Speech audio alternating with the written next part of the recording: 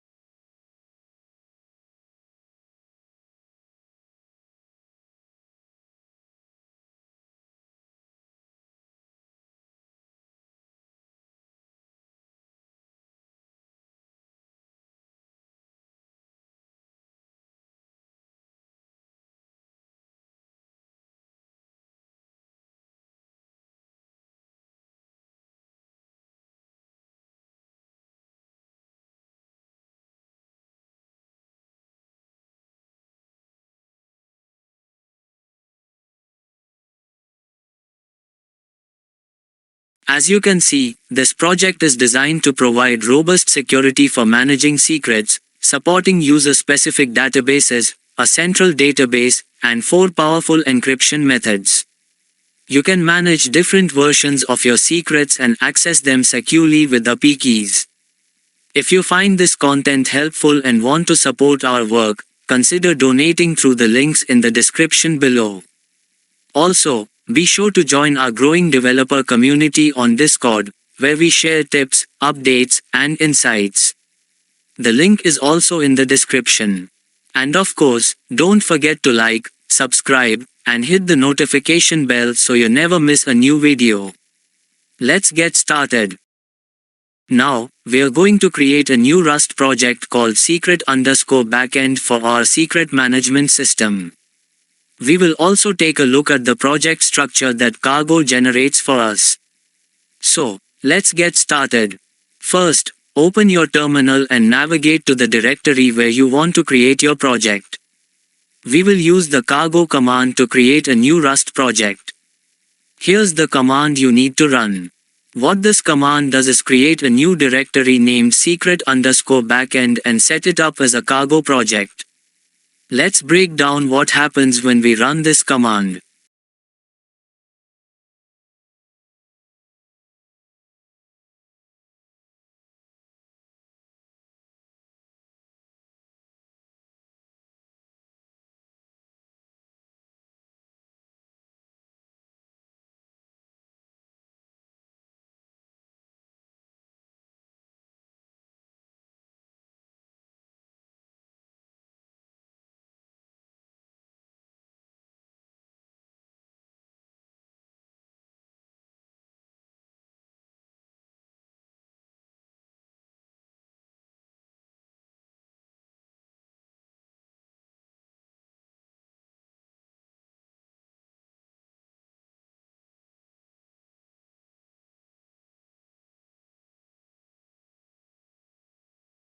Cargo will generate the following structure. Let's go through each part of this structure. Cargo, tom_l. This is the manifest file for your Rust project. It contains metadata about your project, including its name, version, authors, and dependencies. Here, we can add any libraries or crates we need for our secret management functionality. src. This directory contains the source code for your project. Cargo places the main.rs file inside this directory by default. Main.rs. This is the entry point of your Rust application. When you run your project, the code inside main.rs will be executed first. We will write our secret management logic in this file. Now, we will add the necessary dependencies to our secret_backend project and explain the purpose of each library we include. These dependencies will help us implement various features for our secret management system.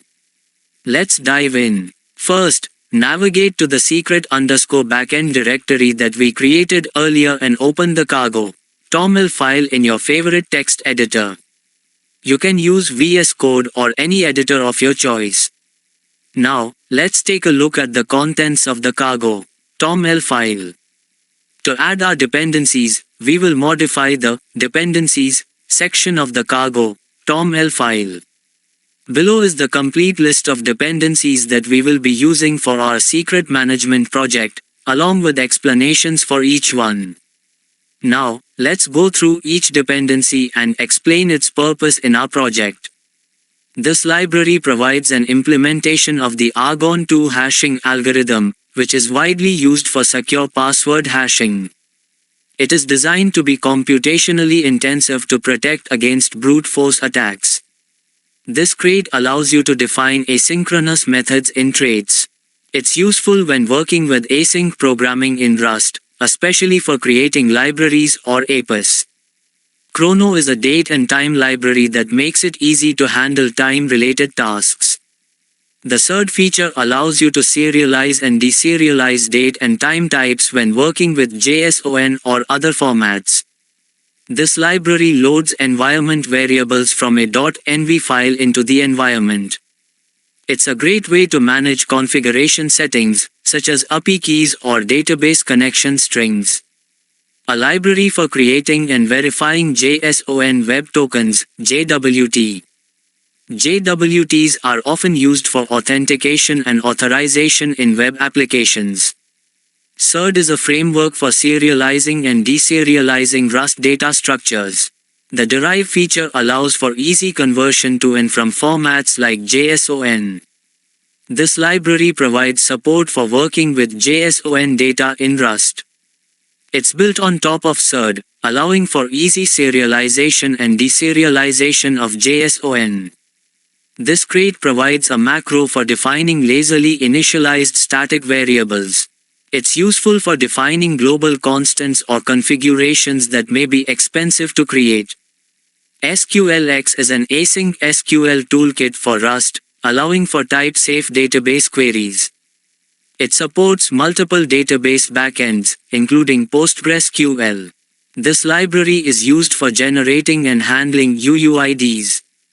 The SERD feature allows for easy serialization with SERD, and the v4 feature generates random UUIDs. A library for data validation, allowing you to specify validation rules on your data structures using attributes. Axum is a web framework built on top of Tokio, designed for building async web applications with a focus on ergonomics and type safety. This crate provides additional utilities for Axum, including cookie handling capabilities, making it easier to manage sessions or user data. Tokio is the most popular asynchronous runtime for Rust. It provides the necessary infrastructure for running async code efficiently. Tower is a library for building robust networking clients and servers. It supports middleware, making it easier to handle cross-cutting concerns like logging or authentication. This library provides a set of time-related utilities, complementing Chrono for more specific use cases. This library provides HTTP middleware and utilities for Tower, including support for CORS, cross-origin resource sharing, and tracing. A subscriber implementation for the tracing library, useful for structured logging. It helps in collecting and outputting structured log data from your application. A library for the ACE encryption algorithm, allowing you to encrypt and decrypt data securely. This library provides implementations for various modes of operation for block ciphers, such as CBC and CFB. A library for handling padding schemes for block ciphers, ensuring that your data fits the required block size for encryption. A library for the ChaCha20 stream cipher, which is known for its performance and security. This library provides the blowfish encryption algorithm, which is also used for securing sensitive data. A library for the day encryption algorithm, providing another option for encrypting data. A random number generation library that is essential for generating secure keys, nonces, and other random data.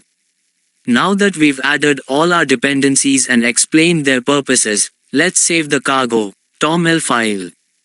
In VS Code, you can simply click on the save icon or use the keyboard shortcut Ctrl+S after saving. Cargo will automatically download and compile these dependencies the next time you build the project.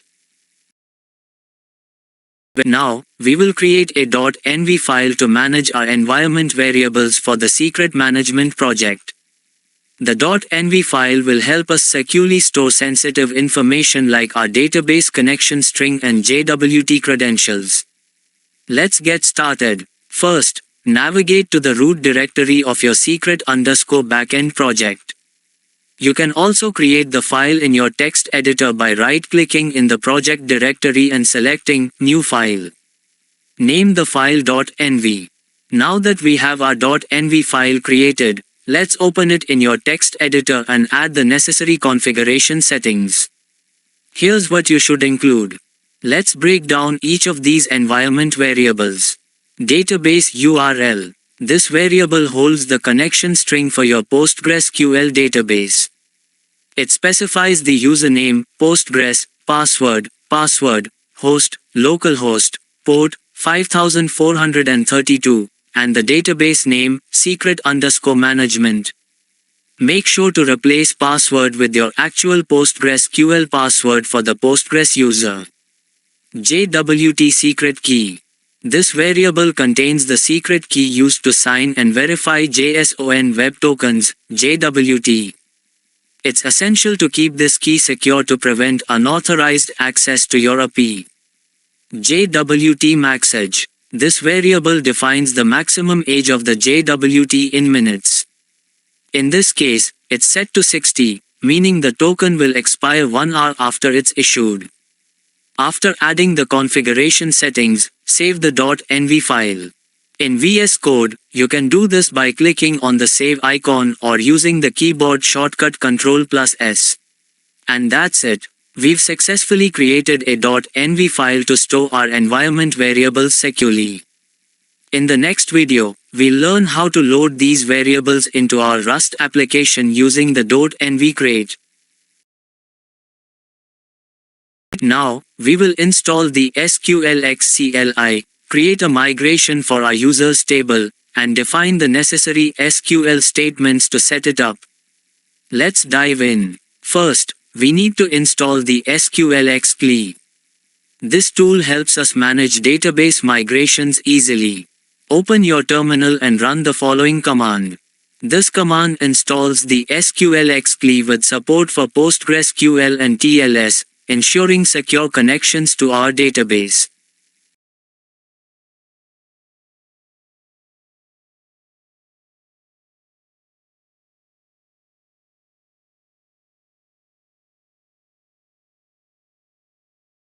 Next, we'll create a database using this command create database. Next, we'll create a migration for our users table. To do this, run the following command in your terminal. This command creates a new migration file in the migrations folder named something like yyyymmddhmmss_user.sql, where the timestamp reflects the current date and time.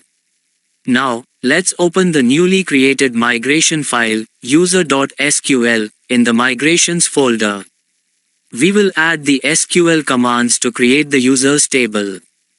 Add the following code to user.sql. Let's break down what this code does. Enum type for encryption methods. We create a new enum type called encryption_ method with options like AES256, CHA-20, Blowfish, and DES. This will help us specify the encryption method used for each user securely. UUID extension. The create extension command enables the UUID extension in PostgreSQL, which allows us to use UUIDs as primary keys in our tables. Creating the users table. Here, we define the users table with fields for id, name, email, password, encryption_method, keys, API_keys, DB_connection, and timestamps for created _at and updated _at. The id is set to automatically generate a UUID. Index on email. Creating an index on the email column improves lookup speed for user authentication and management operations. After adding the SQL commands, it's time to run the migration. Go back to your terminal and execute the following command. This command applies the migration, creating the users table in your PostgreSQL database based on the SQL we defined. We've successfully set up SQLX, created a migration for our users table, and applied it to our database. In the next video, we'll begin implementing the core features of our secret management project. Now, we will set up our project configuration by creating a config.rs file. This file will be responsible for loading essential environment variables and providing them throughout our application. Let's jump right into the code. In the root of your project, navigate to the src folder. Then, create a new file called config.rs.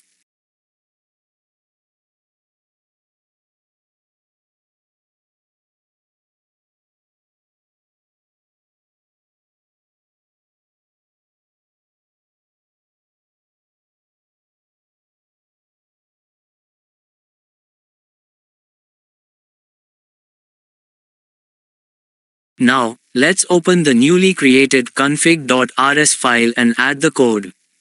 Let's break down this code piece by piece. This annotation automatically implements the debug and clone traits for our config struct. Debug allows us to easily print the configuration values for debugging purposes. Clone enables the ability to duplicate or clone the struct, which is useful when passing it around in different parts of the application. The config struct holds the configuration values that we'll need for our application.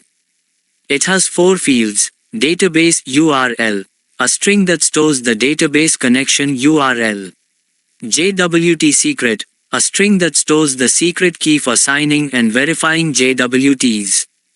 JWT message, an I64, 64-bit integer, that specifies how long a JWT remains valid in minutes. Port, a U16, unsigned 16-bit integer, that defines the port on which the server will run. In this case, it's hard-coded to 8000. This is the implementation block where we define methods for our config struct. This function initializes and returns a config instance with values loaded from environment variables. The std var function retrieves environment variables. Each call to std var looks for a specific environment variable and returns its value as a string. If the variable isn't found, the program will panic with an error message like, database URL must be set. Here, we pass the JWTMAXAGE value from a string to an I64. If the conversion fails, the program will panic with an error. This ensures that we are working with the correct data type for expiration times in our JWTs. The port field is hard-coded to 8000, meaning the server will always run on port 8000 by default.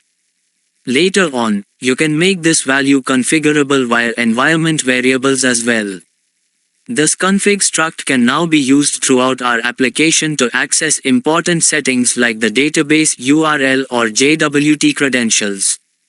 We've set everything up so that the values are loaded directly from the environment, making it easy to manage in different environments such as development, staging, or production.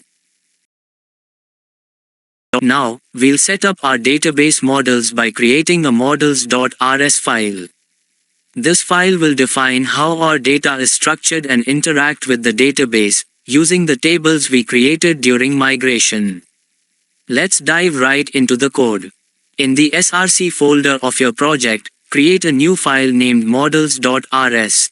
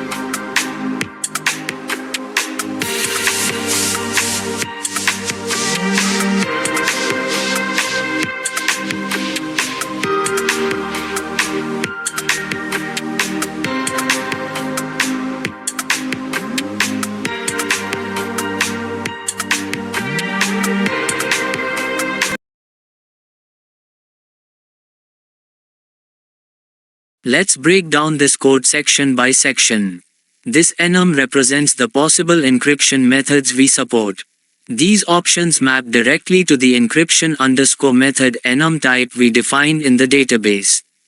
Serialize and deserialize allow the enum to be serialized, deserialized to, from JSON. Debug enables printing debug information. Clone and copy allow duplication and lightweight copying of enum values. SQLX type this makes the enum compatible with SQLX, allowing it to be used directly in database operations.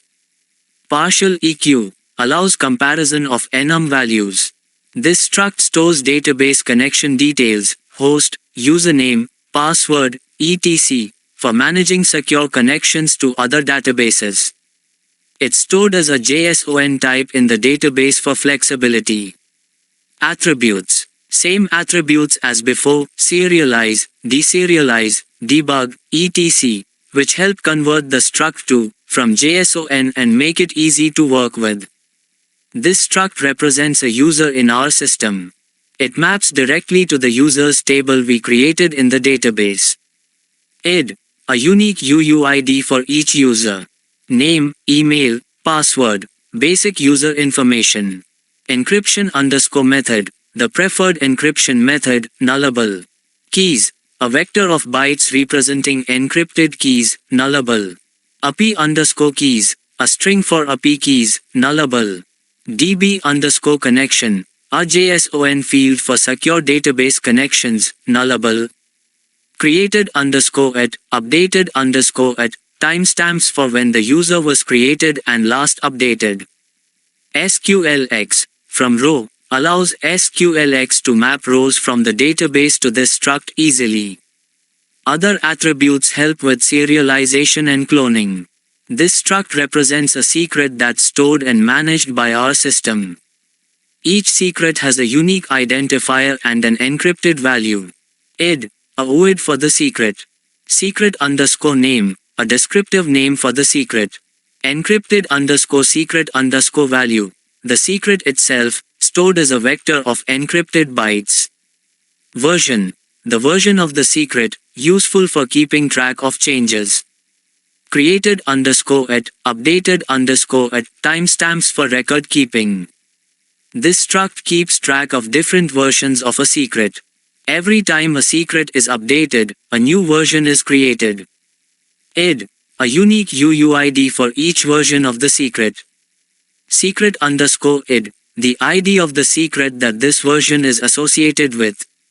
Secret_name, the name of the secret. Encrypted_secret_value, the encrypted value of the secret. Version, the version number. Created_at, updated_at, timestamps for the creation and last update of the version. We've successfully created our data models using Rust, mapped them to our database, and defined relationships between them. These models will form the foundation of how our data is stored and retrieved. The next step is to use these models to perform database operations. That's all for this part. We now have our models set up, ready to handle users, secrets, and different versions of those secrets. In the next video, we'll start connecting these models to the database and performing operations like creating, reading, and updating records. Robust error handling in Rust by creating an error.rs file for our Rust web application. Error handling is crucial in any project, especially for web services where informative and clean responses are important. In the src folder of your project, create a new file named error.rs.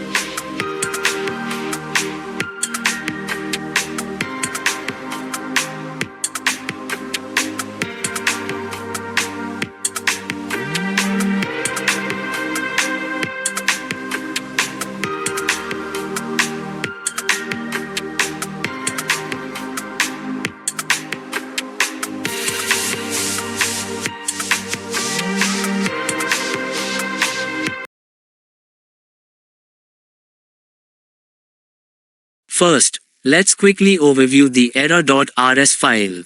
This file will manage all the error responses that we send to the client in case something goes wrong, including custom error messages, response codes, and helpful descriptions. We'll also use enums to standardize the types of errors and map them to meaningful messages. Let's start by defining the error response struct, which will be our base structure for error responses. Here's the code. This structure holds two fields, a status string to indicate the type of error, and a message string that provides a more detailed description of the error. We also implement the fmt display trait, which allows us to convert this struct into a JSON string format using the serd_JSON crate. This makes our error responses easy to serialize and send back as HTTP responses. Next, we define an error message enum that holds the various error types we want to handle in our application. This enum will help standardize the error messages across the app. Here's the code. We include different types of errors here, such as wrong credentials, empty password, or token not provided. This gives us the flexibility to handle these errors in specific parts of the application. To display these enum values as readable strings, we add a to_str function inside the error message implementation. This function maps each enum variant to a specific message. By using to_str, we can quickly get a user-friendly message that can be sent as part of our error response. Now, let's move on to defining our HTTP error struct. This struct will hold the actual error message and the corresponding HTTP status code. The HTTP error struct holds two fields, message, which contains the error message, and status, which holds the HTTP status code. This makes it easy to represent and return errors to our API users. We also create methods to quickly create common types of errors like server_error, bad_request, or unauthorized. This helps in structuring our code neatly and handling various kinds of HTTP errors. This makes it easy to handle different error scenarios, such as bad requests, server errors, or unauthorized access, with just a method call. The next important method is into_HTTP_response. This converts an error into an actual HTTP response that we can send back to the client. This is where our custom error handling becomes really useful. Instead of returning plain strings or basic status codes, we provide detailed, structured error messages that are easy to debug and work with. And that's how we create a fully functional error handling module in Rust. We've covered structuring error responses, creating reusable error messages, and handling different HTTP status codes. This method makes your apps more robust and provides a better developer and user experience. Now, we are going to dive into data transfer objects or DTOs in Rust. DTOs are essential for structuring and validating the data that flows through our apps, so let's jump right in by creating a dtos.rs file and adding the code. Alright, so first, let's create a new file in our project directory called dtos.rs. DTOs help us ensure the data that users send to our API is validated before we process it. They also play a big role in how we send data back to the client.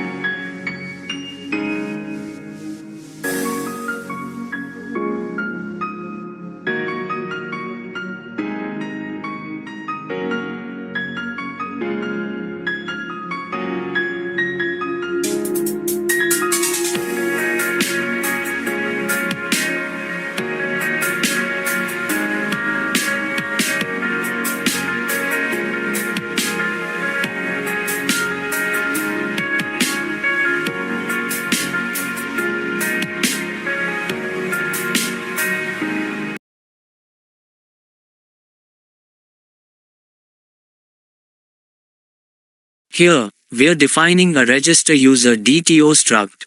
This will handle the data when a user registers in our application. We derive a few traits like validate, debug, clone, serialize, and deserialize to ensure this struct can be used efficiently with validation, serialization, and more. Now, let's take a closer look at the validations. The name field is required, and we're ensuring it's at least 1 character long.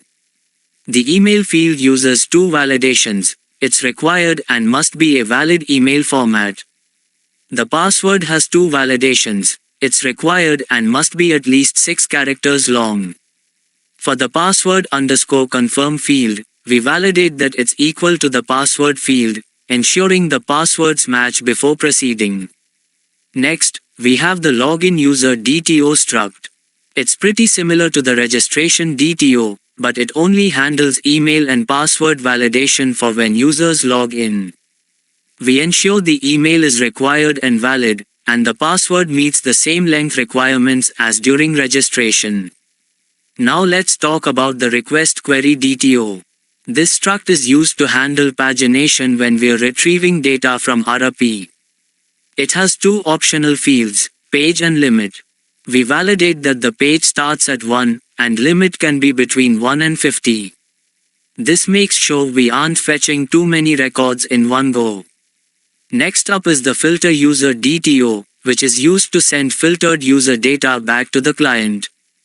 It includes fields like id, name, email, and optional fields like encryption_method and API_keys.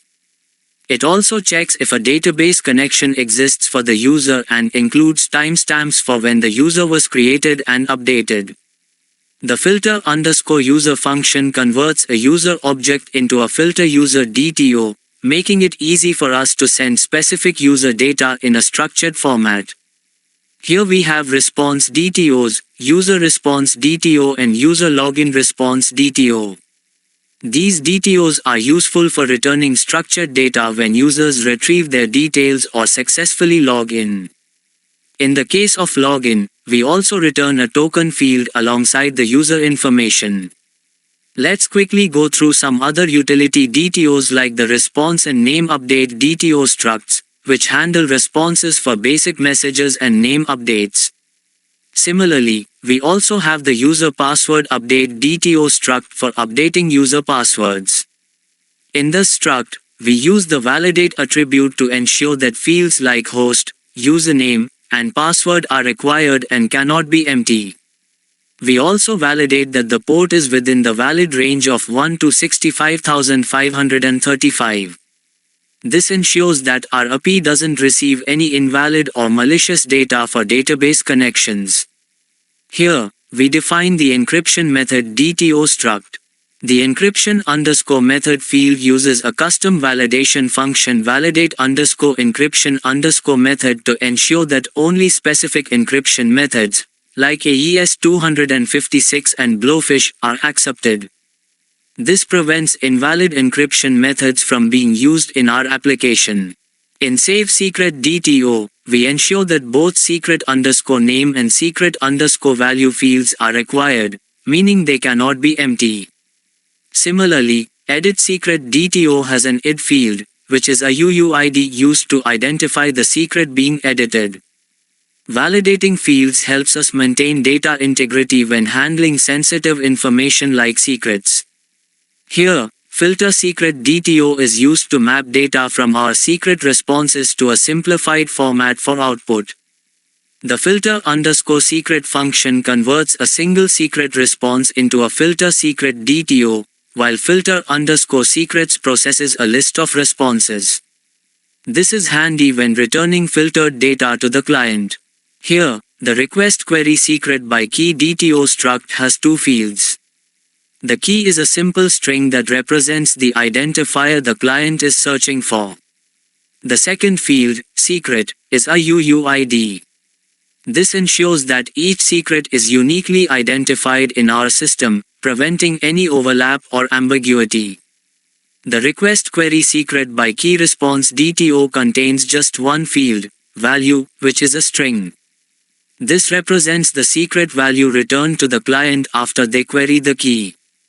By returning only the secret value and not extra details, we maintain a streamlined and secure API response.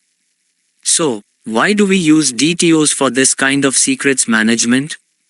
By structuring our API requests and responses with DTOs, we ensure consistency and security.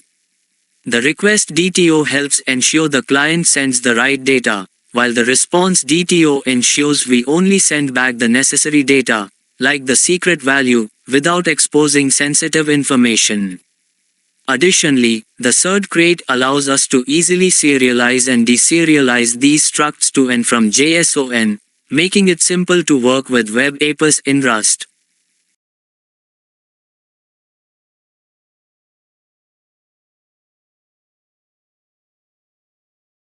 Now, we're going to build the db.rs file in Rust. We'll create a database client, define some essential methods for interacting with our database, and explain how these methods will allow you to work with users and securely manage data. Let's dive right into the code. In any modern backend, managing data securely and efficiently is crucial. Today, we'll be writing a database client that interacts with a PostgreSQL database using the SQLX crate. We'll also define an async trait for user-related operations. Let's get started by setting up our database client struct.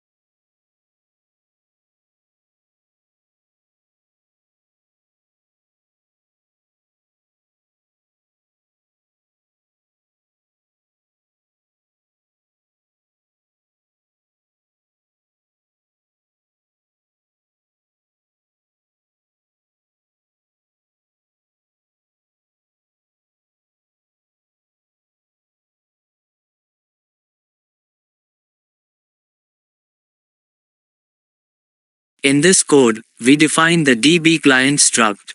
The pool field is of type pool less than Postgres greater than, which comes from the SQLX crate.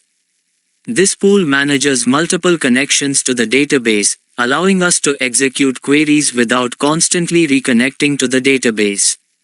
The new function creates an instance of DB client by accepting a pool less than Postgres greater than and returning a new DB client. Now that we have our database client set up, let's create a trait called user_ext. This trait will contain various async functions to interact with the database, fetching user data, saving new users, and updating user information like names and passwords. Let's write the trait. Here's the user_ext trait. It defines a few key methods for working with users in our database. Get_user. This method allows us to retrieve a user from the database by various fields, such as user_id, name, email, or API_key. The function is async, meaning it will execute asynchronously to avoid blocking the main thread while waiting for the database query to complete. Save_user. This method allows us to create a new user by accepting their name, email, password, and API_key. It returns a result with the created user object or an error if the insertion fails. Update_user_name. This function updates the name of an existing user by taking the user_id and the new name. Update_user_password. This function is responsible for securely updating a user's password, identified by their user_id. These methods give us full control over basic user management in our application. Now that we've covered the basics of user management, let's look at some more advanced functions. For example, we'll want to securely store user database connection details and encryption keys. This can be useful when working with sensitive information, like API keys or passwords. Let's add the functions to handle these tasks. Here are the next two functions we'll add to our user_ext trait. One function will save database connection details for a user, and another will securely store encryption keys for the user. The save_database_details method accepts a user_id and a DB connection object. It will save the database connection details that a user might need to store for accessing external services. The save_user_key method allows us to store encryption keys securely.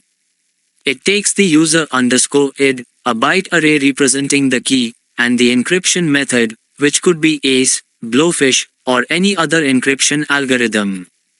Both of these methods return a result, ensuring that we handle errors effectively in case the database operation fails. Let's implement the get_user method, which allows us to retrieve a user from the database based on various search criteria. We use SQLX, query_as, to map our SQL query results into a user struct. The query uses optional bindings for filtering users based on id, name, email, or API_key. If a field is none, it's ignored. The fetch_optional method returns either a user or none if no user is found. Now, let's implement the save_user function, which adds a new user to the database. We use SQLX's query_as macro for inserting a new user into the users table. The returning clause ensures we get back the full user record immediately after insertion. This function returns a user object on success. Let's look at updating a user's name or password with the update_user_name and update_user_password methods. Similarly, the update_user_password function updates the password field using a similar approach. We also have methods for saving a user's database connection details and encryption keys. This stores the user's DB_connection as JSON. Similarly, we handle encryption keys in a separate method. And that's how we can manage user data and database interactions in Rust with the db.rs file. We used SQLX to query and manipulate data in our PostgreSQL database asynchronously. Now, we're going to take a deep dive into how to securely hash and compare passwords in Rust using the powerful Argon2 algorithm. Let's jump right in. Before we start writing code, let's set up our project structure. We'll create a new folder named utils, and inside that, we'll have two files, mod.rs and password.rs. The mod.rs file will manage the module, and password.rs will contain our hashing and comparison logic. Create the utils folder. Inside this folder, create two files, mod.rs and password.rs. Now, let's start with our password.rs file, which will handle secure password hashing and comparison. Let's briefly set up the mod.rs file in the utils folder to link our password module. This single line ensures that our password.rs file is included as a module within utils, allowing us to access its functions in other parts of the project. Let's move to the password.rs file and begin with the code.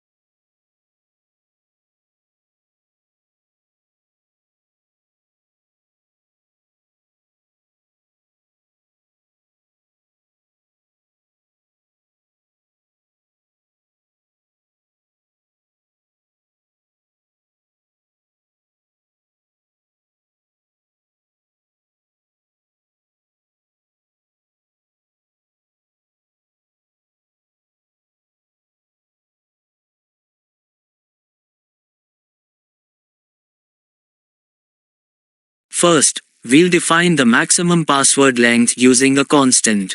This constant ensures that passwords cannot exceed 64 characters, which is a good practice to avoid performance issues. Next, let's write the hash function that will securely hash our passwords using argon2. Code is displayed as the narrator explains it step by step. Let me walk you through this. First, we convert the password input into a string. We then check if the password is empty or if it exceeds the maximum length. If either condition is met, we return an appropriate error.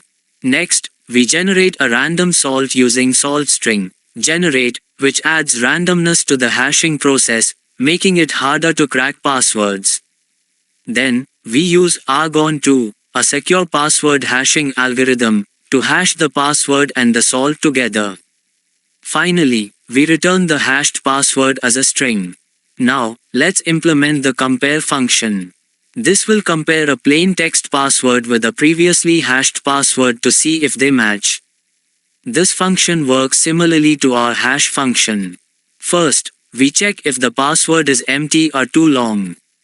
Then, we pass the stored hashed password using password hash, new to verify its format. On-screen text explaining key points. Check password length and format.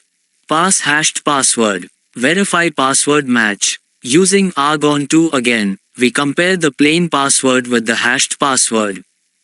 If they match, the function returns true, otherwise, it returns false. This is what we use to verify if the login password is correct. Now, we'll learn how to create and decode JSON Web Tokens, JWTs, in Rust. JWTs are commonly used for secure information exchange and user authentication. Let's dive in. First, we'll set up our project structure to include a token.rs file in the utils folder. This file will handle our token creation and decoding logic. In your utils folder, create a new file named token.rs. Now, let's start adding some code.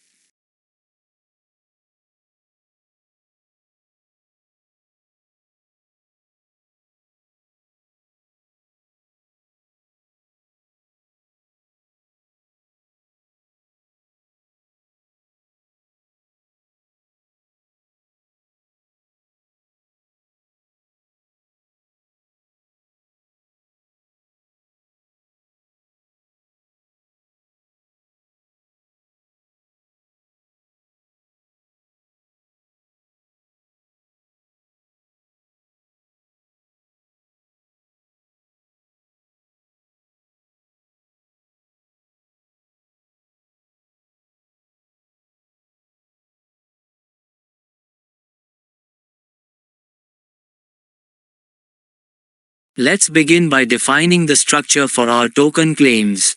This will represent the data we want to include in our JWT.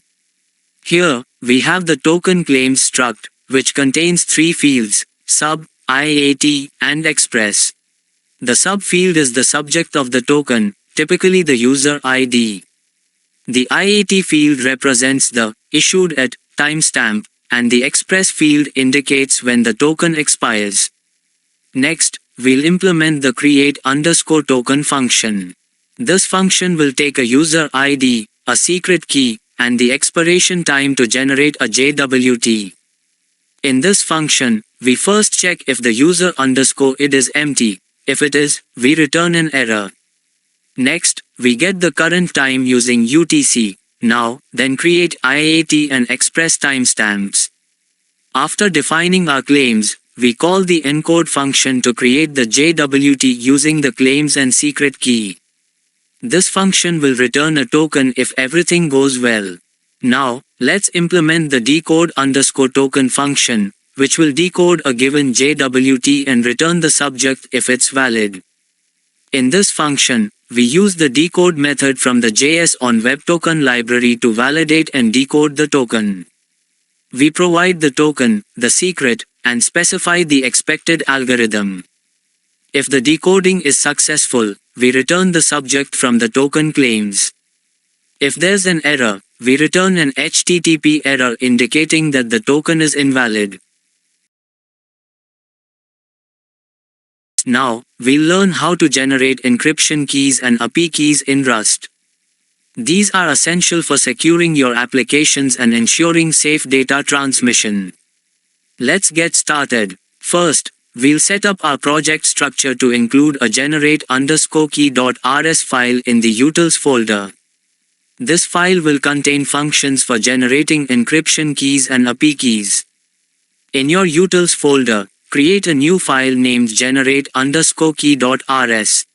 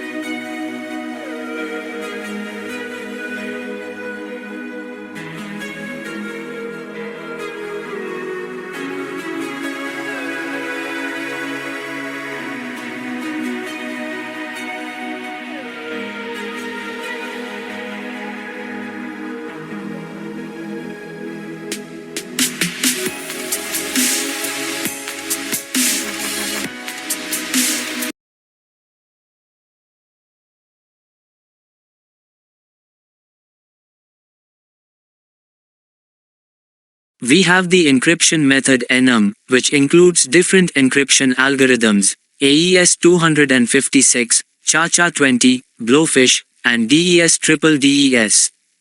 This will help us determine which method to use when generating keys. Next, let's implement the generate_key function. This function will take an encryption method as an argument and return a randomly generated key. In this function, we first create a random number generator using OSRNG. We then match against the method provided. For each encryption method, we create a byte vector of the appropriate size and fill it with random bytes. Finally, the generated key is returned as a vector of bytes. Now, let's implement the generate_API_key function, which will create a unique API key based on the current timestamp and a random string. In this function, we first get the current time since the Unix epoch in milliseconds.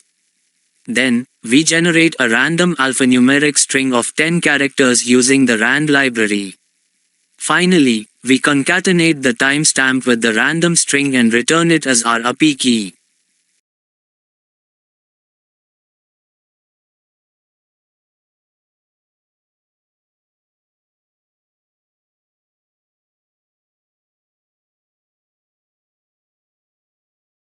Now, we are diving into data encryption in Rust.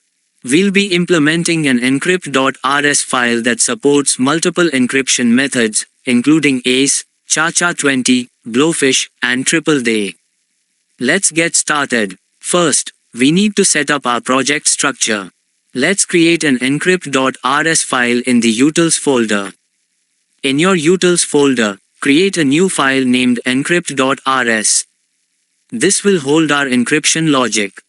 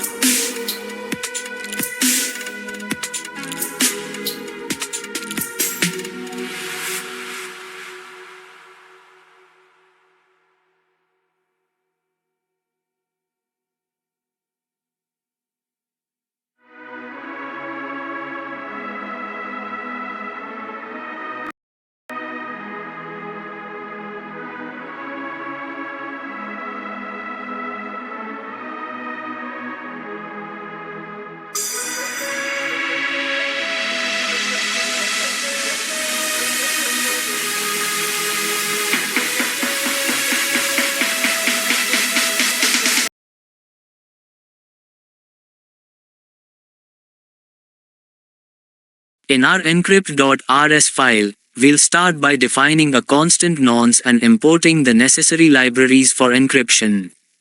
Here, we define a constant nonce which is used in the cha-cha-20 encryption method. We also import the necessary modules for ACE, cha-cha-20, blowfish, and triple day. Next, let's implement the encrypt function that will take the encryption method, key, and data as input and return the encrypted data. This function uses a match statement to determine which encryption method to apply. For ACE 256, we ensure the key length is 32 bytes and use the EBC mode for encryption. For cha-cha-20, we create a cipher instance and apply the key stream to the plaintext data. For blowfish and triple day, we prepare the key sizes accordingly and then perform encryption using the EBC mode.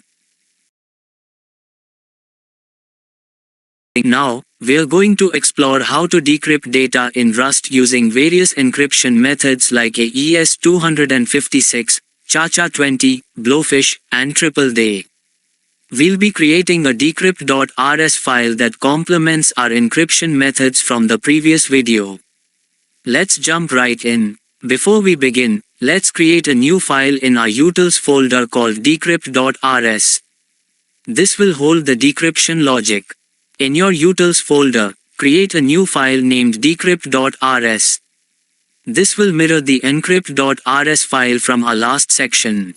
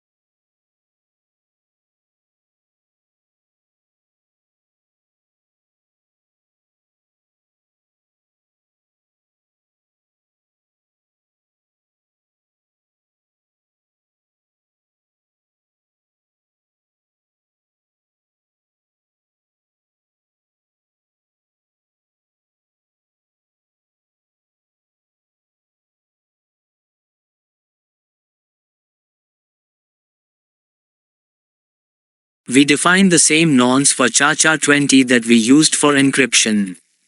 Then, we import the necessary modules for ACE, cha-cha-20, blowfish, and triple day. We'll also bring in the block mode and padding for decryption. Now, let's write our main decryption function. This will handle different encryption methods and attempt to decrypt the data based on the method chosen. The decrypt function matches the encryption method used during encryption. Each method uses a specific key length, and for ACE 256, we ensure the key length is 32 bytes and use the ECB mode with PKC7 padding to decrypt the data. For cha-cha-20, we apply the key stream in the reverse to decrypt the data back to its original form. Blowfish and triple day decryption follow similar steps, where we prepare the key, initialize the cipher, and decrypt the data. And there you have it. We've successfully implemented our decryption process in Rust. This complements the encryption process and allows you to securely encrypt and decrypt your data.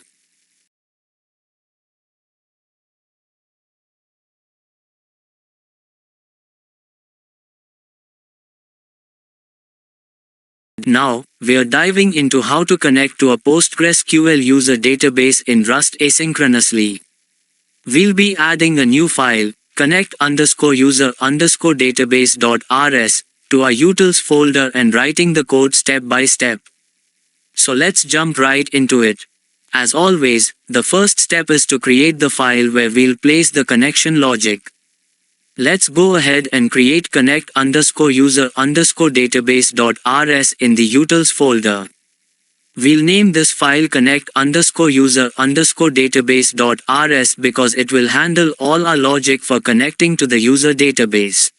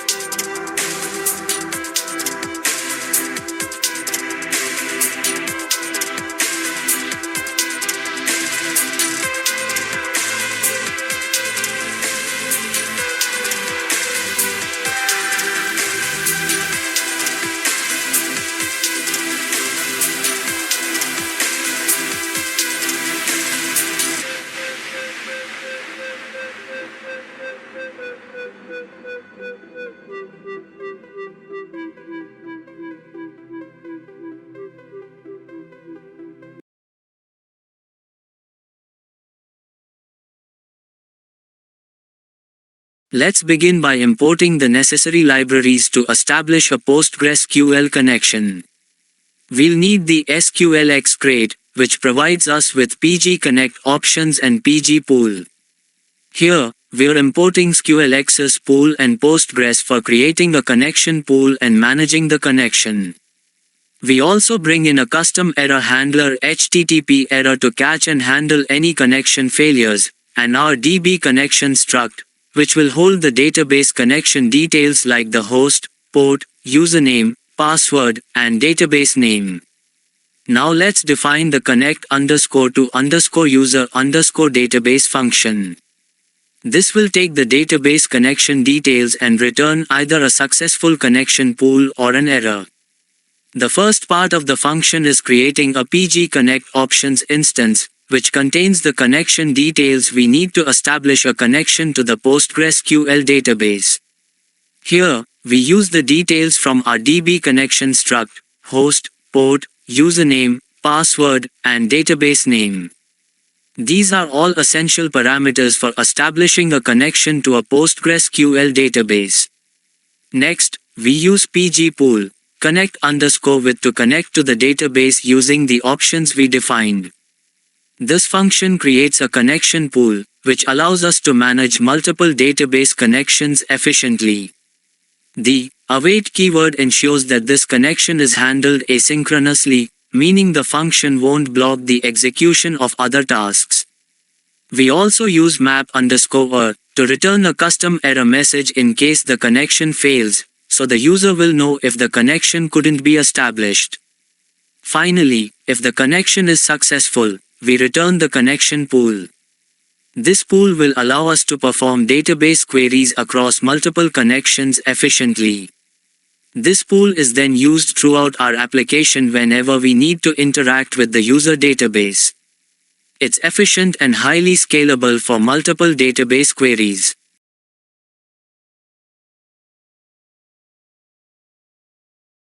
Now, we are diving into creating tables for user-specific data in PostgreSQL using Rust. In this video, we'll be adding a file called create_table.rs to our utils folder.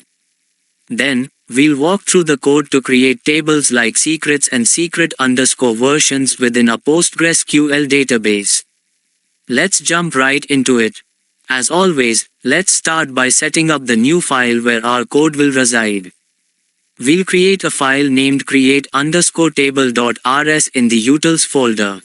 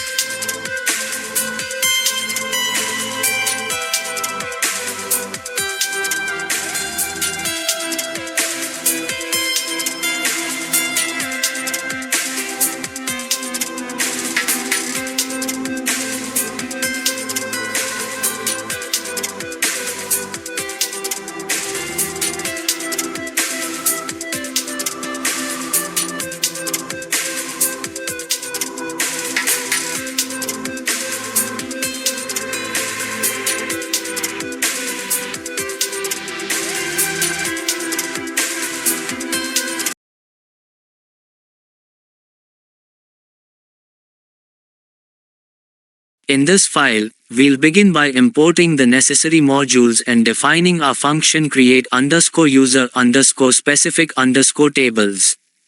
This function will handle creating two tables, secrets and secret_versions. We will also be using a PostgreSQL extension to generate UUIDs. We're using the SQLX crate for handling our database transactions, and we'll return custom errors with HTTP error to make debugging easier. First, we start a transaction, which ensures that all our database operations are either fully completed or rolled back in case of an error. Then, we create the UUIDOSSP extension, which allows us to generate unique identifiers for our tables. Here, we start the transaction using db_pool, begin. If it fails, we return a server error. Then, we run a SQL command to create the UUIDOSSP extension if it doesn't already exist. This extension is essential for generating UUIDs, which will serve as primary keys for our tables. Next, we define the secrets table. This table stores sensitive information, including the secret's name, its encrypted value, and the version of the secret. In this code block, we're creating the secrets table. The id column uses UUIDs as the primary key, generated automatically using UUID_generate_v4. Each secret has a name, an encrypted value, and a version number, making it easy to track updates. We also store timestamps for when the secret was created and last updated.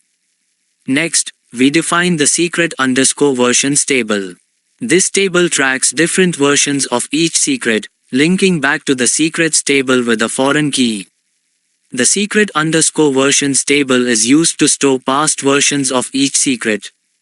It references the secrets table through the secret_id column, ensuring that if a secret is deleted, its associated versions are also removed, thanks to the onDelete cascade rule. Finally, we commit the transaction to ensure that all our operations, creating the extension and both tables, are completed successfully. If everything goes well, the transaction commit function will finalize the changes in the database.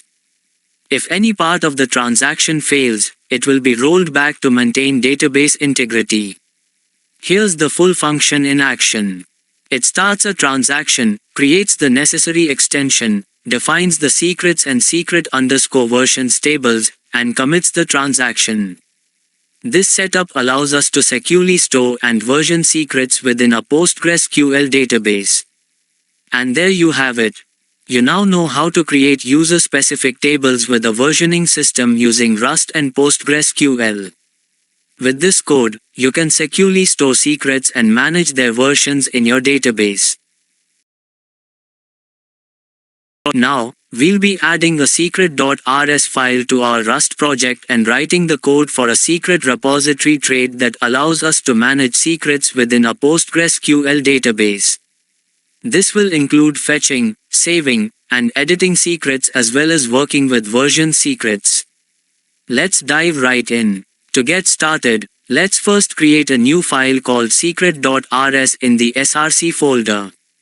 This file will handle all secret-related operations, from fetching to saving secrets in our database.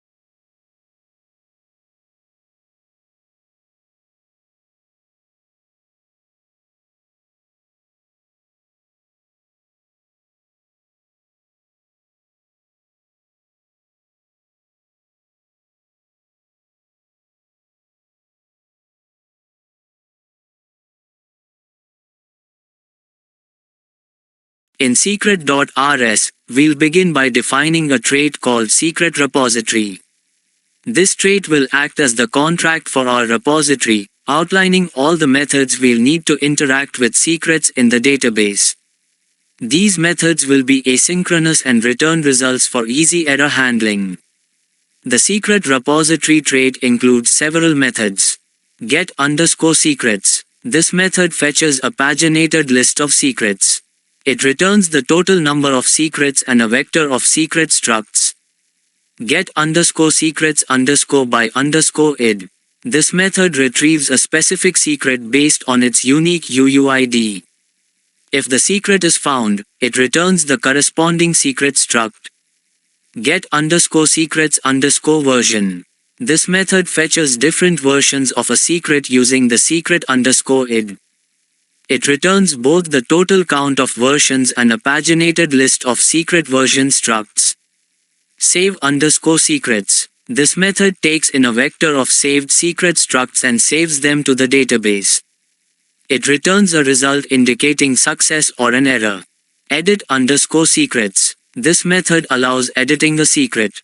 It takes in the secret_id, secret_name, and encrypted_secret_value, updating the corresponding secret in the database. Next, we'll implement our secret repository trait for PostgreSQL.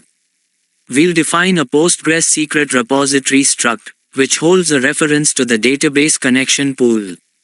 This struct will allow us to perform all the operations outlined in the secret repository trait. Here, we define the Postgres secret repository struct with a reference to a pool less than Postgres greater than. This pool is used to manage database connections.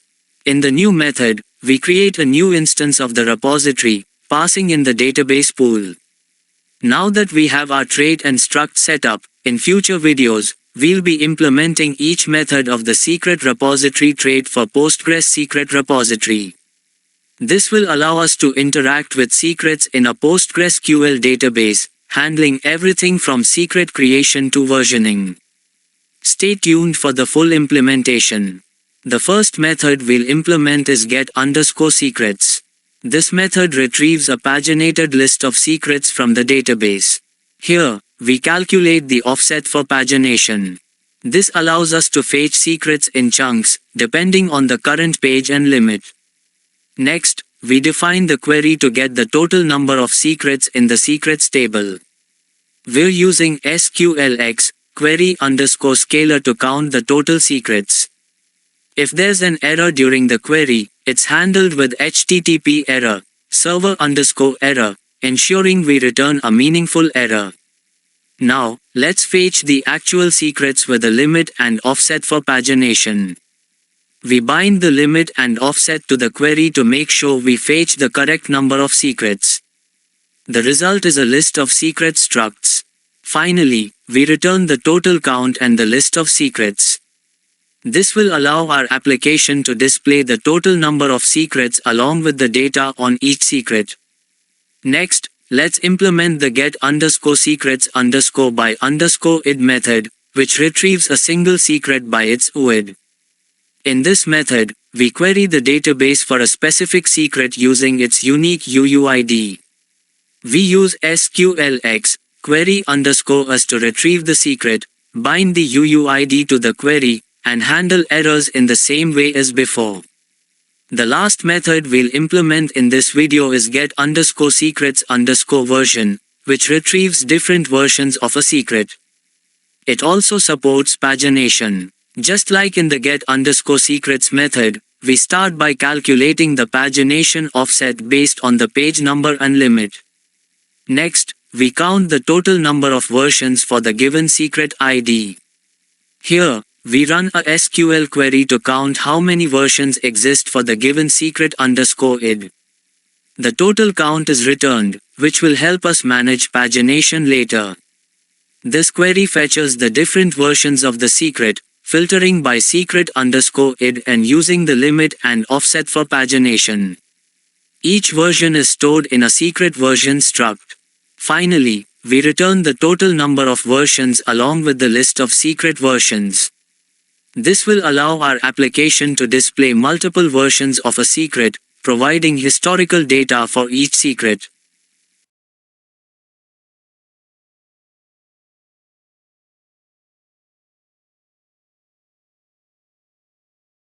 Let's talk about the save_secrets function. This function allows us to save multiple secrets at once into the database. Here, we are starting by creating an SQL query string that inserts new secrets into the secrets table. The saved_secrets parameter contains a vector of secrets that we want to store. We use a loop to dynamically build the query string for each secret. By formatting the string with positional placeholders like $1, $2, and $3, we are able to prepare for binding the actual values in the next step. The loop iterates over each saved secret, binding the secret name, encrypted value, and version to the SQL query. This ensures that our query is safe from SQL injection. Finally, we execute the query using the database connection pool, and we return a result type indicating success or failure. This function efficiently handles batch inserts with SQLX. Next, let's take a look at the edit_secrets function. This function updates an existing secret and keeps track of its previous versions. Before making any updates, we need to fetch the current secret from the database. We use SQLX query_us to execute the query and retrieve the secret details by its id. If the secret is found, we store it in the current_secret variable. Next, we insert the old version of the secret into the secret_versions table before making any changes to the original. This ensures that we keep track of all the historical versions of the secret. Finally, we update the secrets table with the new secret_name and encrypted_secret_value. We also increment the version field and set the updated underscore at timestamp to the current time. That wraps up our implementation of secret management in Rust using SQLX. We've seen how to save new secrets and update existing ones while preserving their versions. This kind of functionality is crucial for secure and efficient secret handling in production environments. Now, if you're getting an error that says saved secret is not found, don't worry. We'll be defining this struct and resolving the error in an upcoming section. For now, focus on understanding how this function works and how it interacts with the database. Now, we'll be editing our main.rs file, adding essential code to set up the app state, configure the database, and start the server for our Rust application.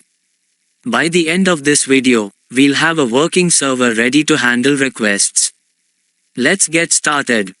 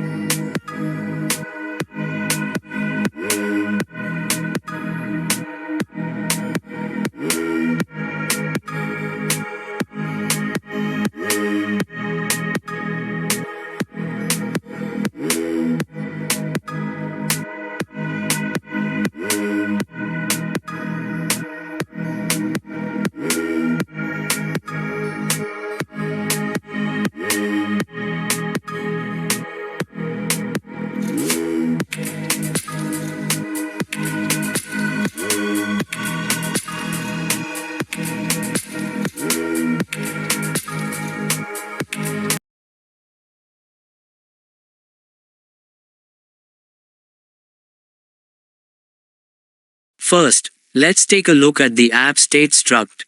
This structure holds the shared state for our application, which will be passed around to different parts of the app. We've defined it to include two key elements, env, which stores our configuration settings, and db_client, which will handle database operations. This app state struct will be passed around as part of our application state so that different routes and handlers can access the configuration and database connection. The clone trait ensures that we can safely share the state across multiple threads. Next, we have the main function. This is the entry point of our application, and here, we'll initialize the logging system, load environment variables, configure the database, and finally start our server. We're using Tokyo main to make our main function asynchronous, allowing us to await async operations like database connections. We also initialize a logging system using tracing_subscriber, which will help us debug the app with detailed logs. Here, we're loading environment variables from a .env file using the .env crate. This helps us manage configurations like database URLs and server ports without hard-coding them in the code. Then, we initialize our configuration using a config struct, which we've set up earlier in the project. In this section, we configure a PostgreSQL database connection using SQLX PG pool options. We set a maximum of 10 connections for the pool and attempt to connect to the database using the URL from our config. If the connection is successful, we print a success message and return the pool object, which we'll use throughout the application for database queries. If the connection fails, we log the error and exit the application. Now, we set up cross-origin resource sharing, CORS, middleware. This allows our server to handle requests from a different domain, in this case, localhost 3000. We specify allowed headers, methods, and whether credentials like cookies are permitted. This configuration is especially useful when building full-stack applications, where the front end is hosted separately from the backend. Next, we create the db_client using the dbClient new function, passing the pool object we just configured. We then create our app_state by cloning the config and passing the db_client. This app_state will be shared across different parts of our application, providing access to configuration settings and database connections. Here, we initialize the Axum router for our application. Right now, it's pretty simple, just applying the CORS middleware. We'll add more routes and handlers to this router in future videos. Finally, we bind our server to a specific port using Tokyo Net TCP listener and serve the application using Axum serve. The listener listens on all network interfaces 0.0.0.0, and we print a message indicating the server is running, including the port defined in our config. Now, the server is running, and it's ready to accept requests. And that's how you configure and set up your Rust application in main.rs. We've set up the database connection, initialized CORS, and started the server. In the next video, we'll dive into routing and add actual API endpoints to our application. Now, we'll be creating a middleware.rs file to handle authorization using JWT tokens. By the end of this tutorial, you'll understand how to protect your API routes with role-based access control. Let's dive right in. To start, let's create a new file called middleware.rs. This file will contain the logic for our authorization middleware, which ensures that only authenticated users with valid roles can access protected routes.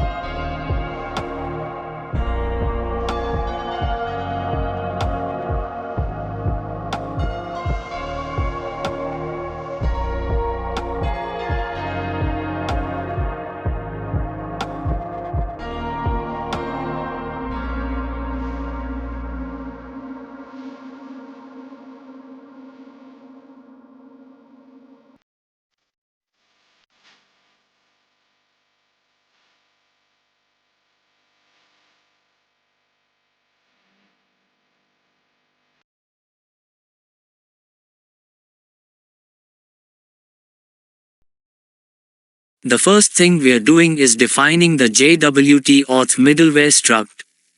This struct holds the authenticated user object.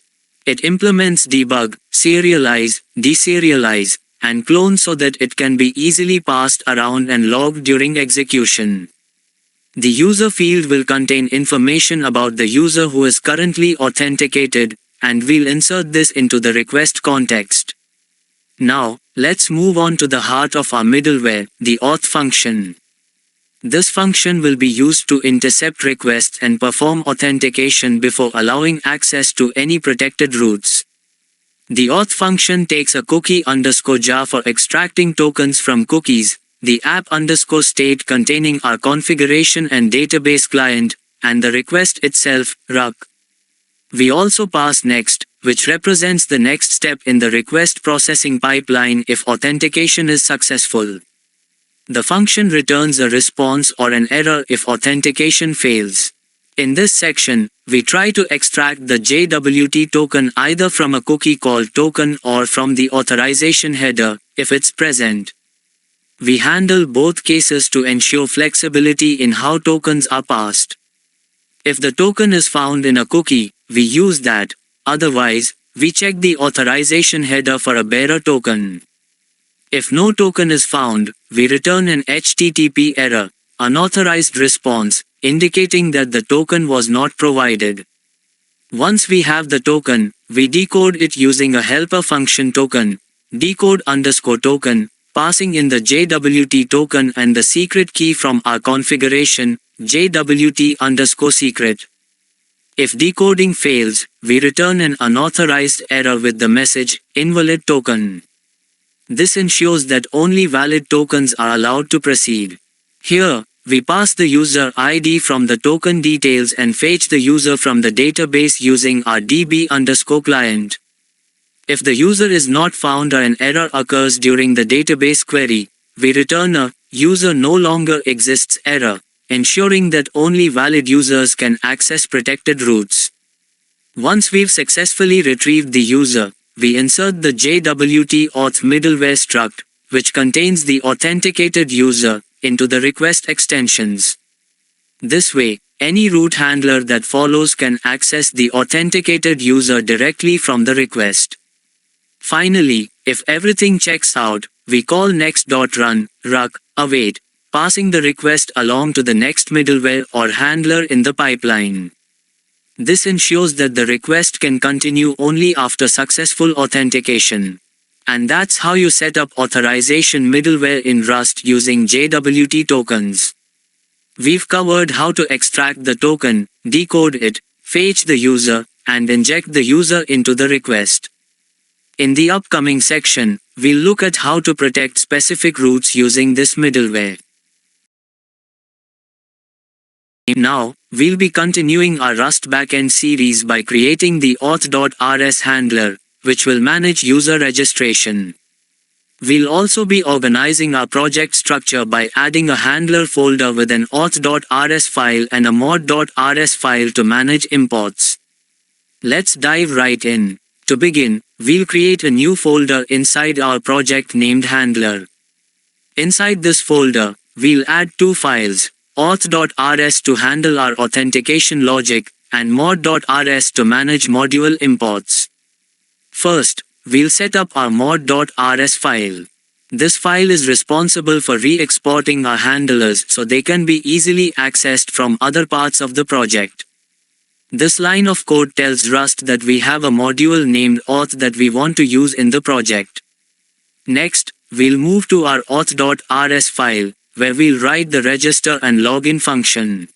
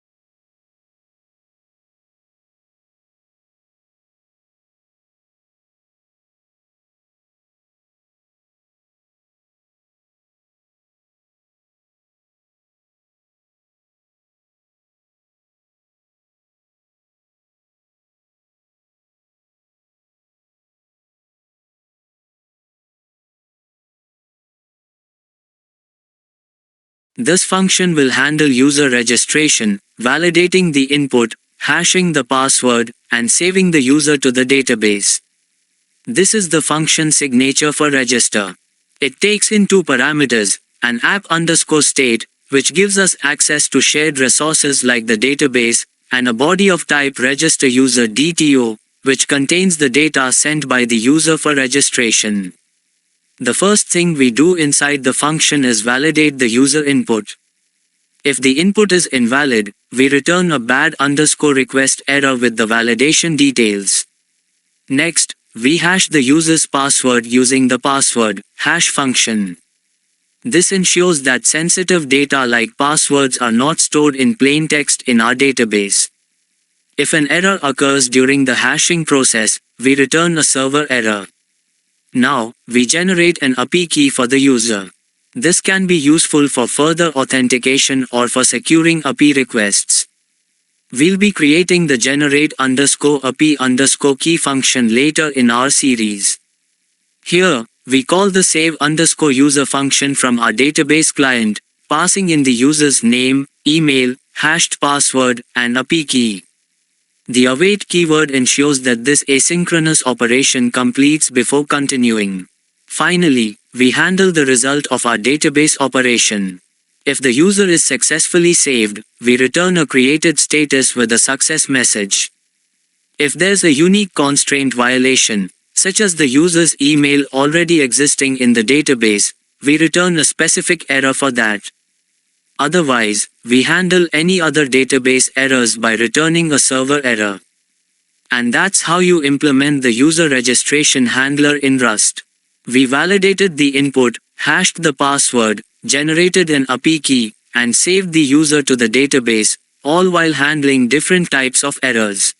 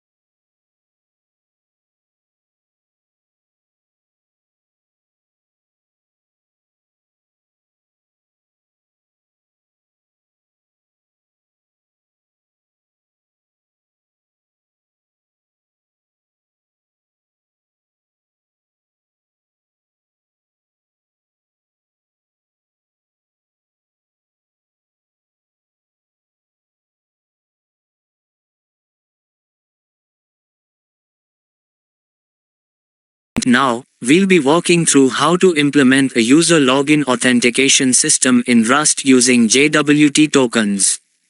Let's dive right into the auth.rs file and build this functionality. The login function is where we handle user authentication. When a user logs in, we'll validate their credentials, generate a JWT token, and set it as an HTTP-only cookie. This allows the user to access protected routes. Let's go step by step through the code.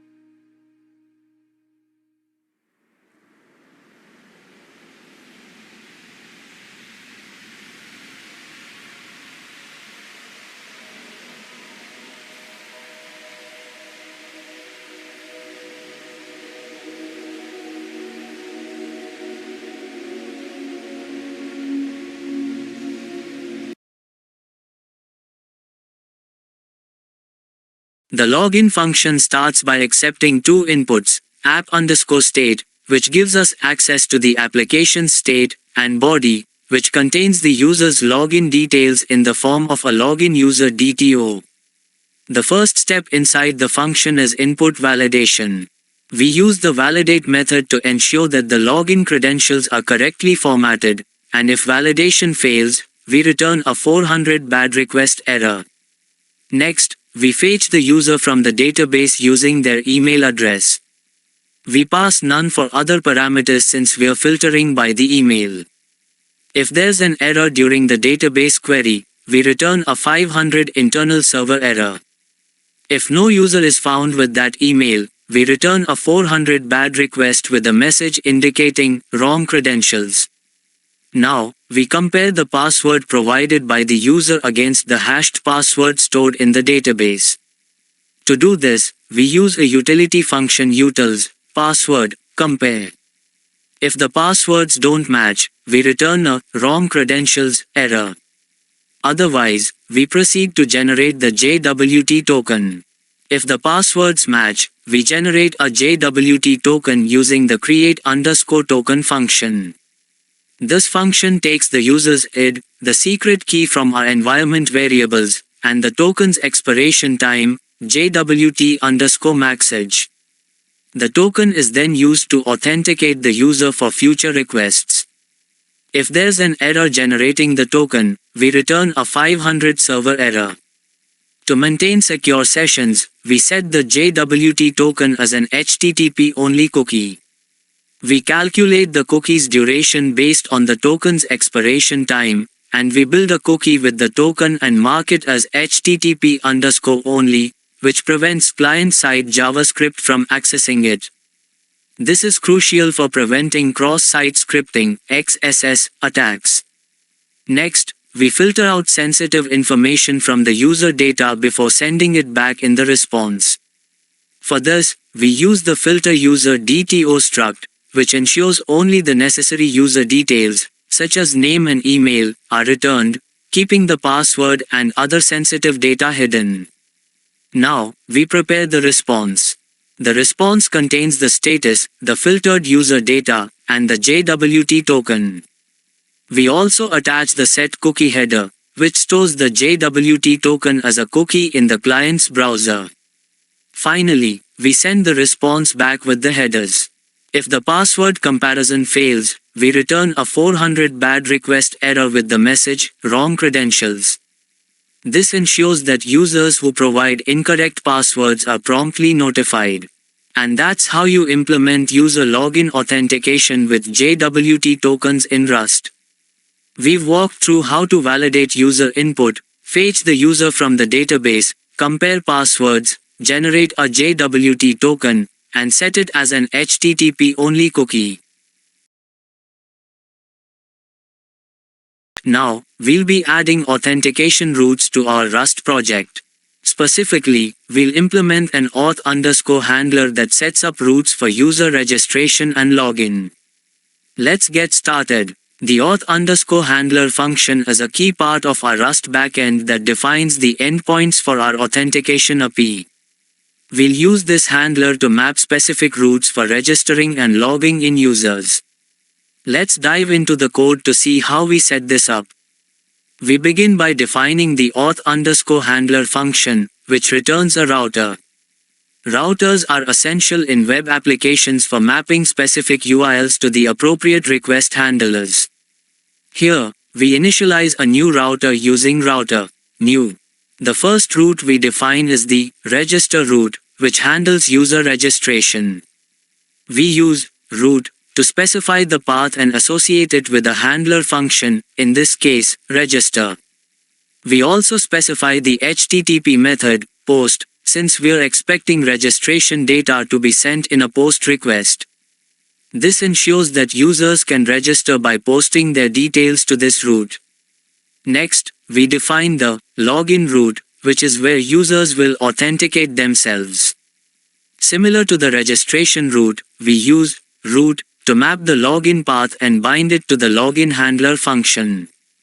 Again, this is a post request because the user submits their login credentials to this endpoint. And that's it. The auth_handler function is now complete. This simple router configuration enables our backend to handle registration and login requests by associating the correct paths with their respective handler functions. In future videos, we'll dive deeper into the register and login functions themselves. So, how does this work in practice? When a user sends a post request to register with their registration details, the register function is triggered to process and create the new user. Similarly, when a user logs in by sending a post request to log in with their credentials, the login function authenticates them and returns a JWT token. These routes make our API simple and effective for handling authentication. With the auth_handler function, we've set up the core routes for our authentication system. Users can now register and log in via these endpoints, which will be crucial as we expand the functionality of our Rust backend. Now, we'll be creating two important functions in our user.rs file under the handler folder. We'll implement the get_may function to fetch the current user details, and update_user_name to update a user's name. Let's dive into the code. We're inside the handler folder, and we'll be creating a new file called user.rs. This file will contain handler functions for user-related API operations such as retrieving and updating user information. Let's start by implementing the get_may function.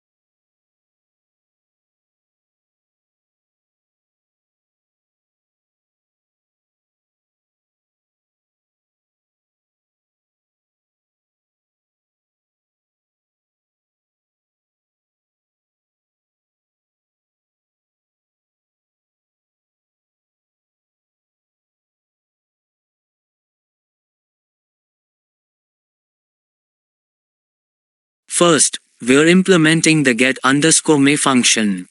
This function is responsible for fetching the current authenticated user's data from the request.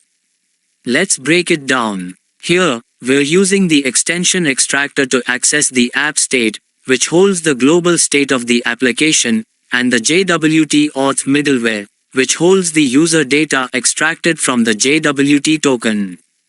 We don't need to use the app state for this specific function, but we pass it in case it's needed for future updates. Next, we filter the user data using the filter_user function.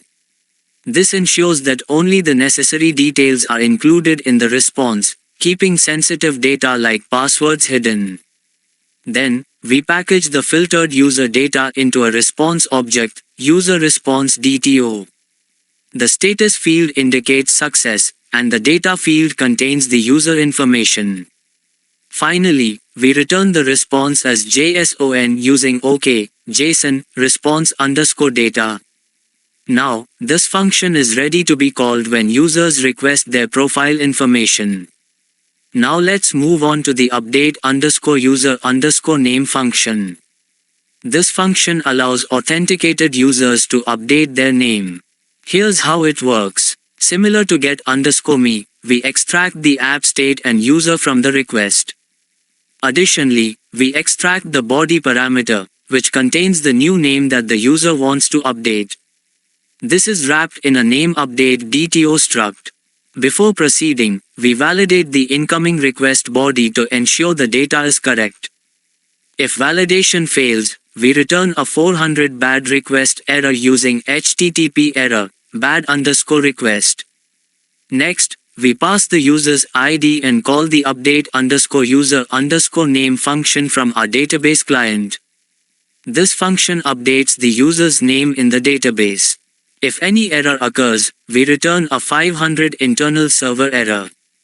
Once the name is updated, we filter the updated user data and return it in the response, along with a success message.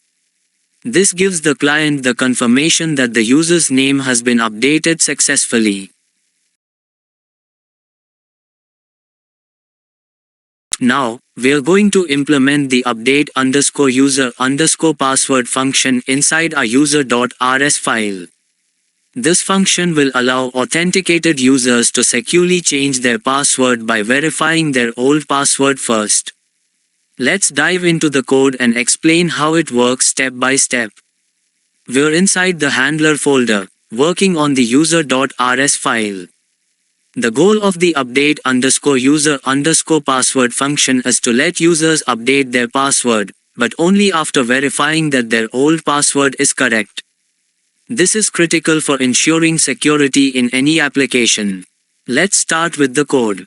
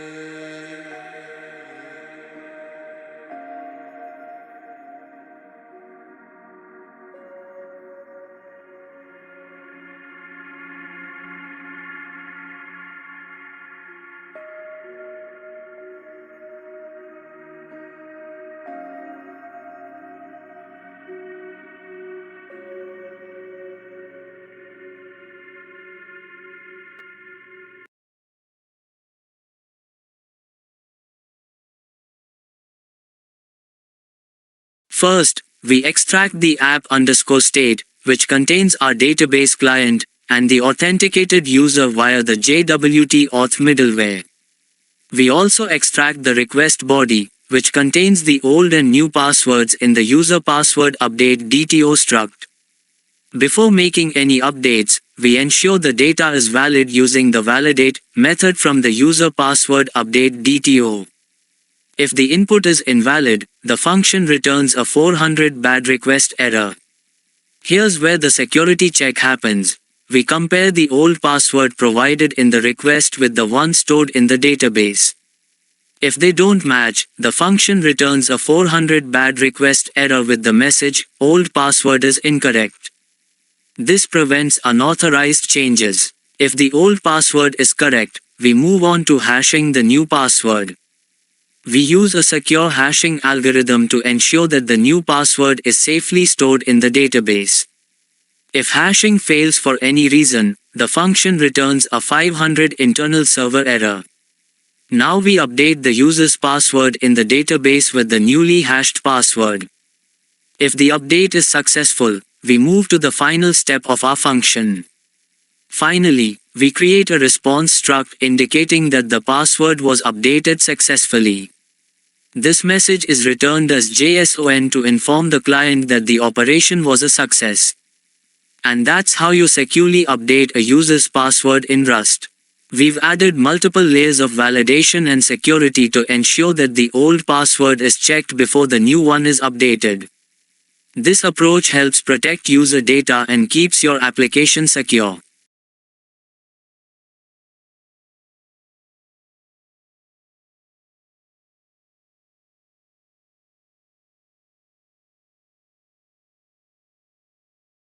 Now, we'll set up and explain user routes for our API using the users_handler function in Rust.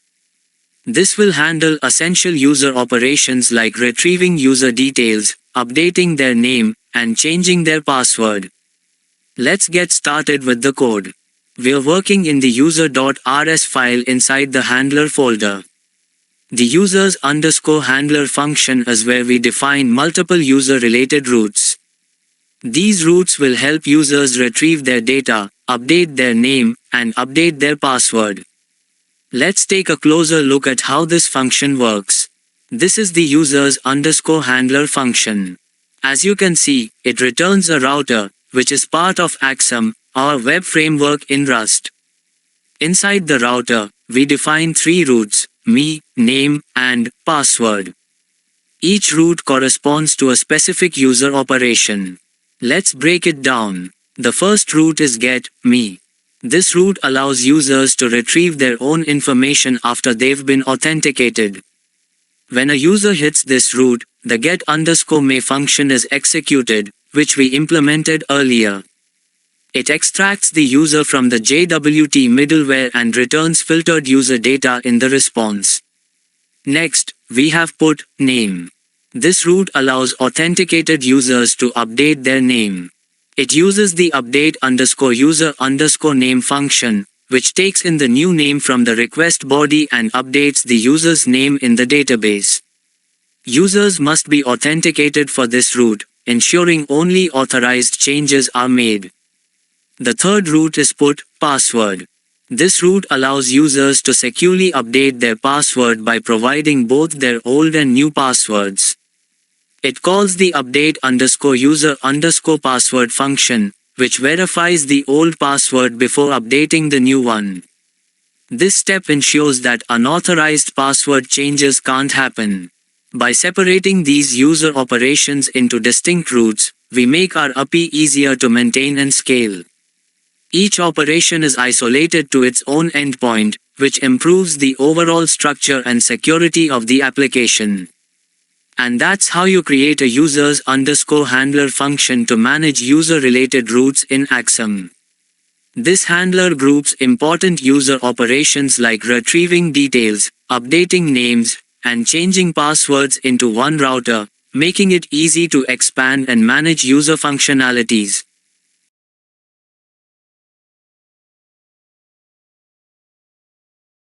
Now, we are going to dive into configuring user-specific database settings and encryption methods in our Rust application. We'll implement and explain two key functions inside the setting.rs file, one for creating user-specific databases and another for setting encryption methods. Let's get right into the code.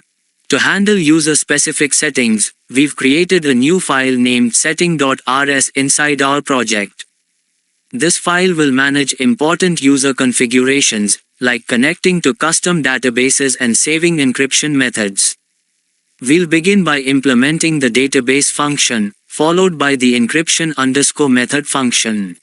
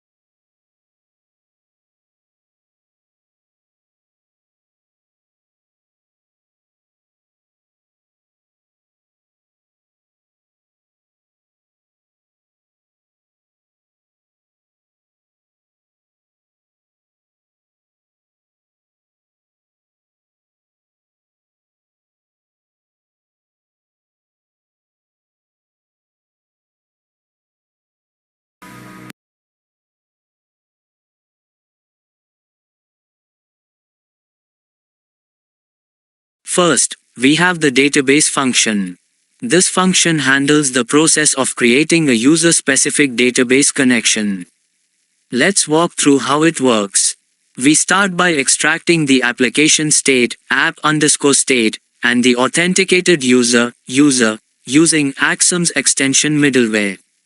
Next, we validate the incoming request body to ensure that the required fields, such as host, username, password, and database name, are provided. This is done through the database DTO. We create a DB connection struct that holds all the database connection details. This struct will be used to connect to the user's specific database. Then, we connect to the user's database using the connect_to_user_database function and create user-specific tables with create_user_specific_tables. Finally, we save the database details associated with the authenticated user in the main database and return a success message. This function ensures that each user can have their own unique database set up within our application.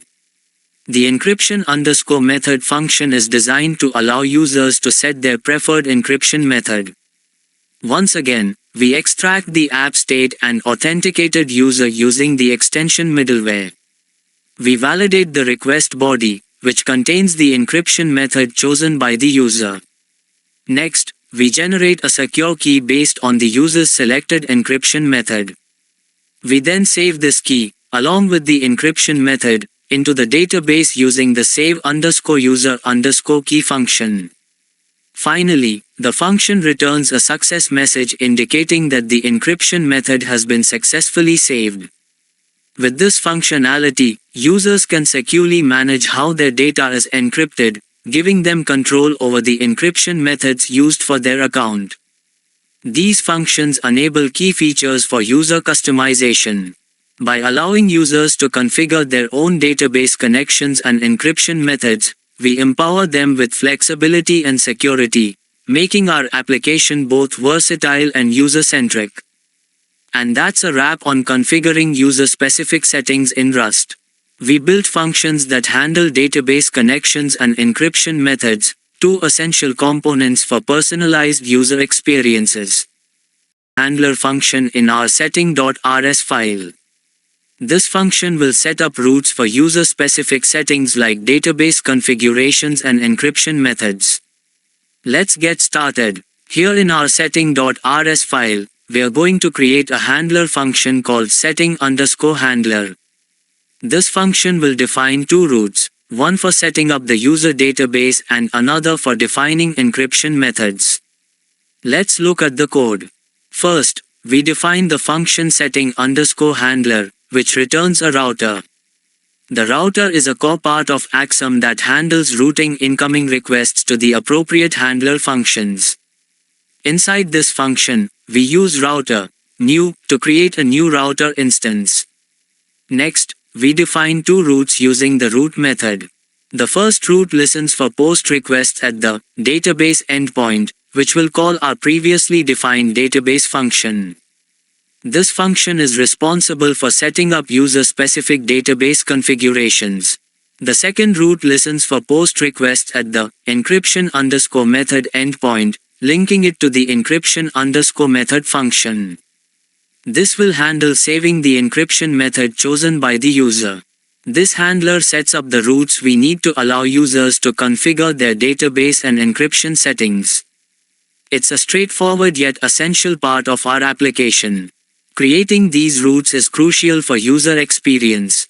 By providing dedicated endpoints for database configuration and encryption methods, we enable users to manage their own settings effectively. This is especially important in applications that require customization and security, like the one we are building. To sum it up, these routes connect user requests to the appropriate handlers, ensuring that we can process their settings efficiently and securely. And that's a wrap on our setting_handler function. We've implemented routing for database and encryption settings in our Rust application using Axum. Now, we'll implement secrets management functionality in our Rust application using Axum.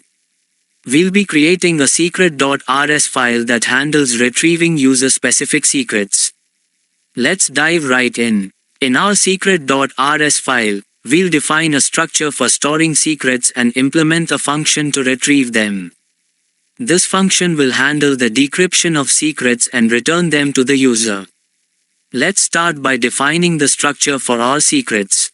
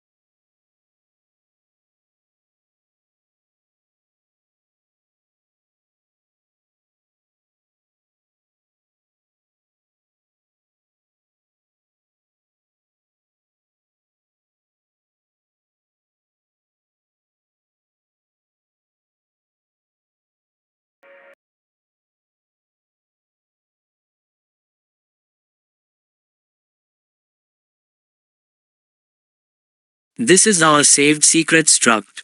Let's break it down. We derive the debug trait for easy printing and debugging. The struct has three fields: secret underscore name, which is a string to hold the name of the secret; encrypted underscore secret underscore value, a vector of bytes to store the encrypted value of the secret; and version, which is an integer representing the version of the secret. This is an asynchronous function that retrieves secrets based on query parameters and user context. It accepts a request query DTO as query parameters, the application state, and the user's JWT authentication information. First, we validate the query parameters and handle any errors appropriately. We set the default values for pagination using the page and limit fields. If not provided, they default to the first page and a limit of 10 items. Next, we retrieve the user's database connection. If no connection is found, we return a server error. We create a connection pool for the user's database using the connect_to_user_database function. A repository instance for accessing the secrets is created. We call the get_secrets method on the repository, which retrieves the secrets based on pagination. For each secret retrieved, we decrypt its value using the user's encryption method and key. If decryption fails, we handle the error accordingly. We prepare a list of secret response objects that contain the necessary details of each secret, including the decrypted value. Finally, we filter the secrets and prepare the response data structure, which includes the total count and the list of secrets. This is then returned as a JSON response.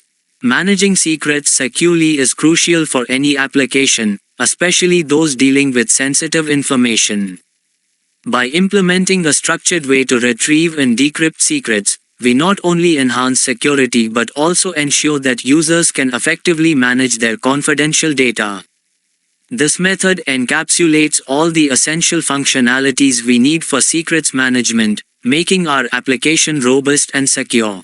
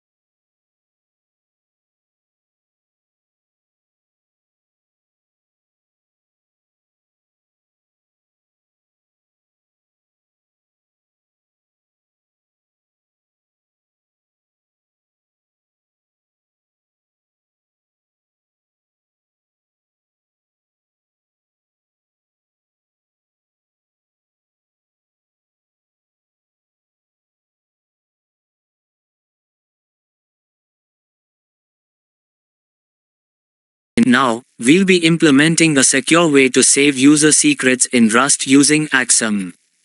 We'll walk through the code for the save_secrets function in the secret.rs file, which handles encryption and stores the encrypted secrets.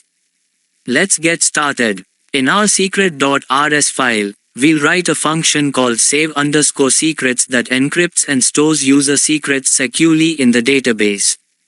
This function will handle data validation, encryption, and saving to the database.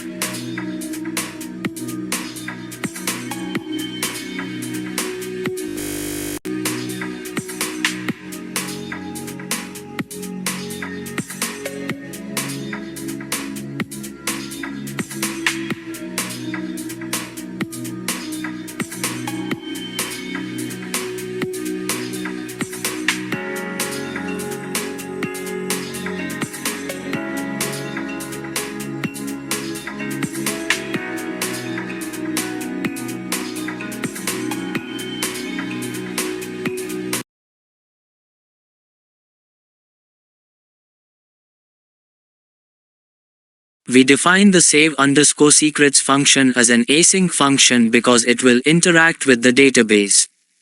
It takes three inputs: the application state, the authenticated user, and the body of the request in JSON format, which contains a list of secrets. First, we loop through each item in the body to validate the secret using the validate method. This ensures the data is correct before processing. Next, we retrieve the user's encryption method and key. These are essential for encrypting the secret values. If either is missing, we return a server error. We then loop through the list of secrets. For each secret, we use the encrypt function to encrypt the secret value using the provided method and key. The encrypted secret value is stored in the saved secret struct, along with the secret name and the default version number. After encrypting the secrets, we retrieve the user's database connection and establish a pool with the connect_to_user_database function. We then create an instance of the Postgres secret repository to interact with the database and save the encrypted secrets. The save_secrets method on the repository is called to store the encrypted secrets in the database. Finally, we send a success response back to the client, indicating that the secrets have been saved successfully. Encryption is a critical aspect of security when dealing with sensitive information. By encrypting secrets before storing them in the database, we ensure that even if the database is compromised, the sensitive data remains safe. This method adds an additional layer of protection to the user's data. And that's how you securely save encrypted secrets in Rust using Axum. We covered data validation, encryption, and saving secrets to the database.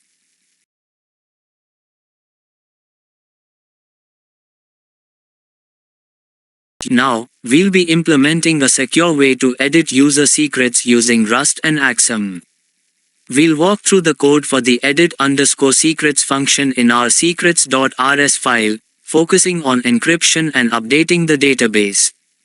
Let's dive in. Our focus today is on the edit_secrets function. This function is responsible for validating, encrypting, and updating user secrets in the database securely. We'll walk through the code and explain how each part works.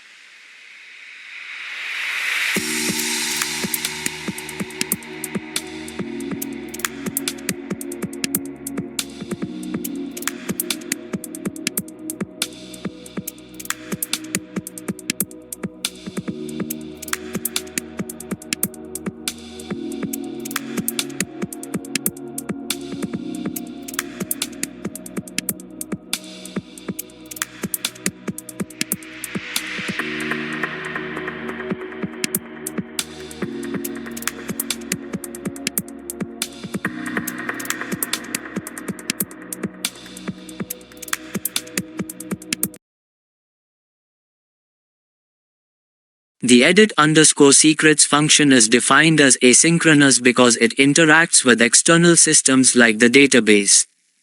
It accepts the app state, authenticated user details, and the new secret details from the request body. First, we validate the incoming data using the validate method on the editSecret_DTO object to ensure that the provided data is correct. If validation fails, an error message is returned to the client.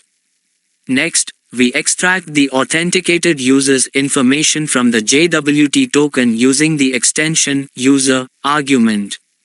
This gives us access to the user's encryption method and keys, which are essential for encrypting the secret. We retrieve the encryption method and key associated with the user. If either is missing, the function throws a server error. The secret value is then encrypted using the encrypt function, which takes the encryption method, key, and the secret value as input. Once the secret is encrypted, we establish a connection to the user's specific database. This connection is required to perform any database operations like updating records.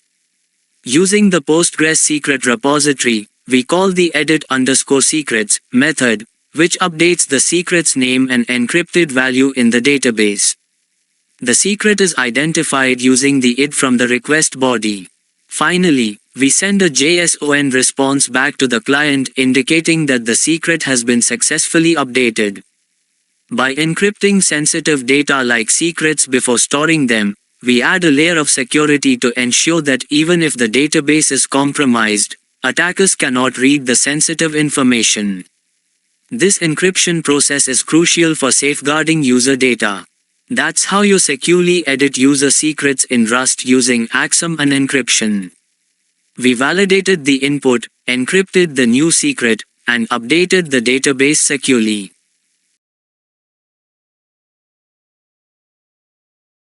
And now, we'll be adding the secrets_handler function to handle routes for secrets management in Rust using Axum. This will allow us to manage the retrieval, saving, and updating of secrets securely. Let's jump right into it. Our main focus today is the secrets_handler function, which is used to route different HTTP requests related to secrets management, including getting, saving, and updating secrets. This is the complete secrets_handler function. It defines the different routes that will be used for handling secrets. Let's break down what each route does. We start by creating a new router using router new. This will allow us to define our routes and associate them with the corresponding handler functions. The get route is associated with the get_secrets function. This route handles GET requests for retrieving secrets from the database. When this route is accessed, it will call the get_secrets function to fetch and return the requested secrets. Next, we define the save route, which is linked to the save_secrets function. This route handles post requests, allowing users to save new secrets. The save_secrets function is responsible for validating, encrypting, and storing the secrets. Finally, we have the update route, which handles put requests through the edit_secrets function. This route allows users to update their existing secrets, ensuring they are re-encrypted and stored securely in the database. Routing is a crucial part of building any web API. In Axum, we define routes to associate different HTTP methods like GET, POST, and PUT with their respective handlers. By centralizing our route definitions in the secrets_handler function, we ensure that requests for secrets are handled efficiently and securely. That's how we implement the secrets_handler function in Rust with Axum. This handler sets up the routes for fetching, saving, and updating secrets, providing a clean and structured way to manage requests in your API. Now, we will implement a new function to retrieve different versions of a secret stored in our database. This is crucial for keeping track of changes made to secrets. Let's get started. We'll begin by creating a new file called secrets_version.rs in the handler folder. This file will handle the functionality for retrieving the versions of a specific secret.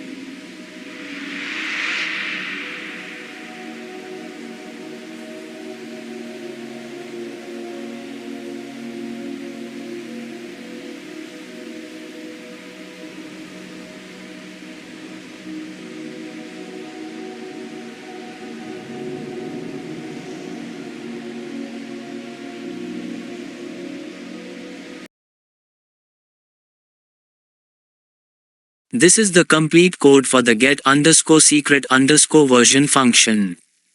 It retrieves the different versions of a secret from the database, decrypts the stored values, and returns the result. Now, let's dive into what this function does in detail. We begin by extracting the query parameters using query. The request query secret version DTO ensures that we receive the necessary parameters, like the secret's ID, pagination options, page and limit. It also validates these inputs to make sure they are correct. Next, we extract the user information from the JWT token via the JWT auth middleware. We also check if the user has an active database connection. If the database connection is missing, we return a server error. Once the database connection is established, we use the Postgres secret repository to query for all versions of a specific secret by its ID. This is done through the get_secrets_version method, where we pass the secret ID and pagination details to fetch a limited number of versions. For each version retrieved, we need to decrypt the stored value. We fetch the encryption method and keys from the user's data and use them to decrypt the encrypted secret values. This ensures that the user can view the original, unencrypted values of the secrets they stored. Once decrypted, we prepare the secrets in a structured format using secret response objects. We filter the secrets to present the most relevant data and return this response to the user along with the total count of available secret versions. Versioning is crucial for security and audit purposes. It allows you to track how secrets have evolved over time. By saving each change as a new version, you can roll back to previous values if necessary or investigate changes in the secret's history. And that's how you implement the get_secret_version function. We've set up a system that not only retrieves and decrypts secret versions but also ensures security and proper validation.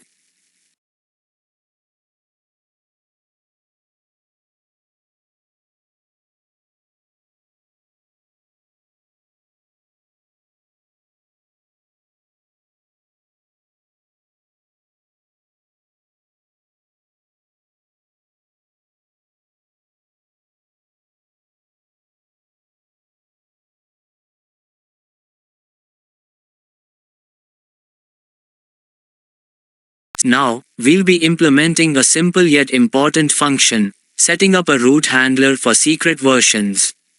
This handler will allow our API to fetch different versions of a secret. Let's dive right into the code.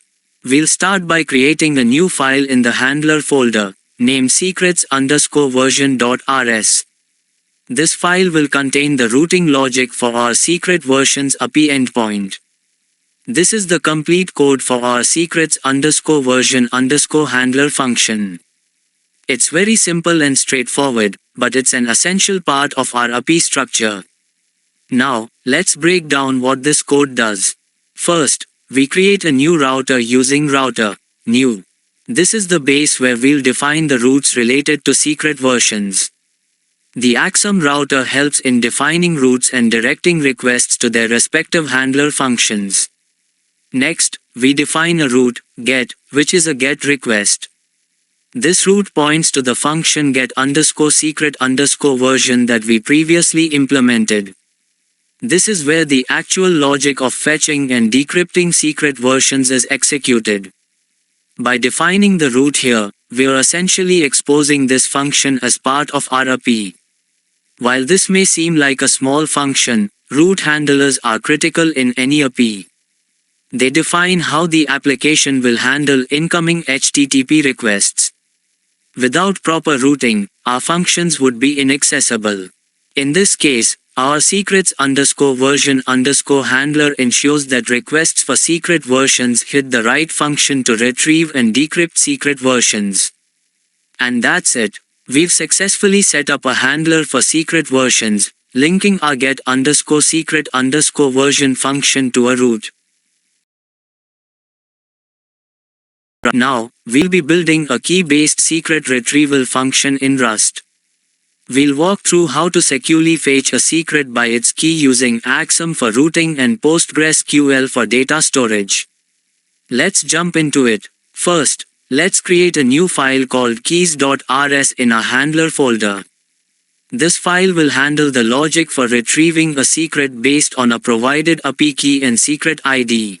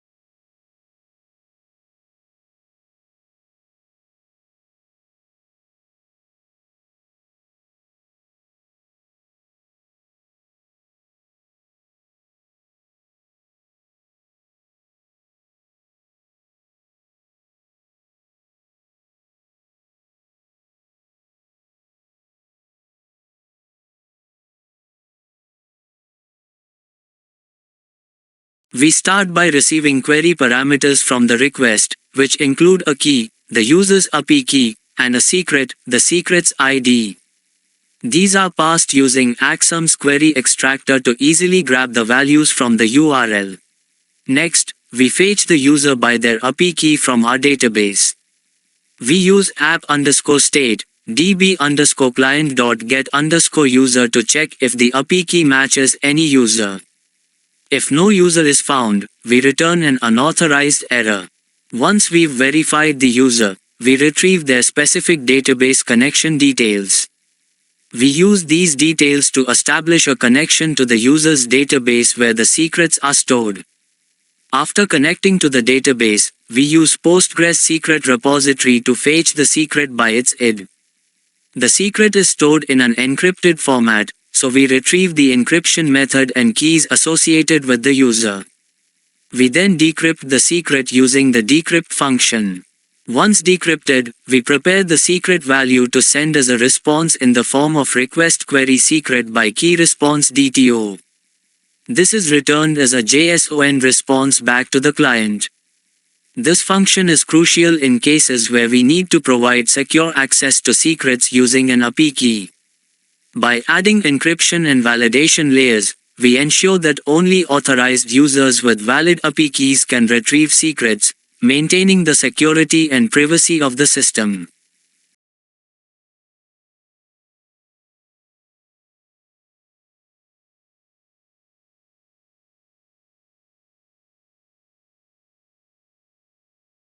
Now, we'll be adding a new route to our Rust API to handle secret retrieval by key.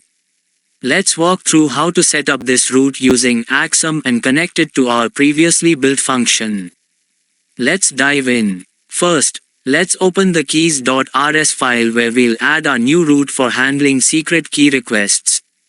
Here's the code for setting up the get_secret_key route. Let's break down what's happening here.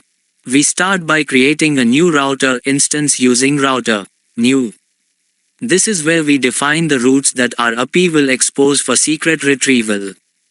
Next, we define a route that listens to requests made to secret. When a GET request is sent to this path, it will trigger the get_secret_by_key function that we created earlier. This is where the secret retrieval logic is implemented. This routing setup is essential because it allows our API to handle HTTP requests effectively.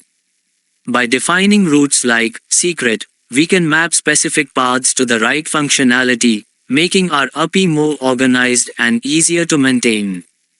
And that's it. We've set up a route for secret retrieval by key using Axum's routing system. This is a crucial part of building a secure and well-structured API. Now, we're going to focus on building a well-structured routing system for our Rust API using Axum.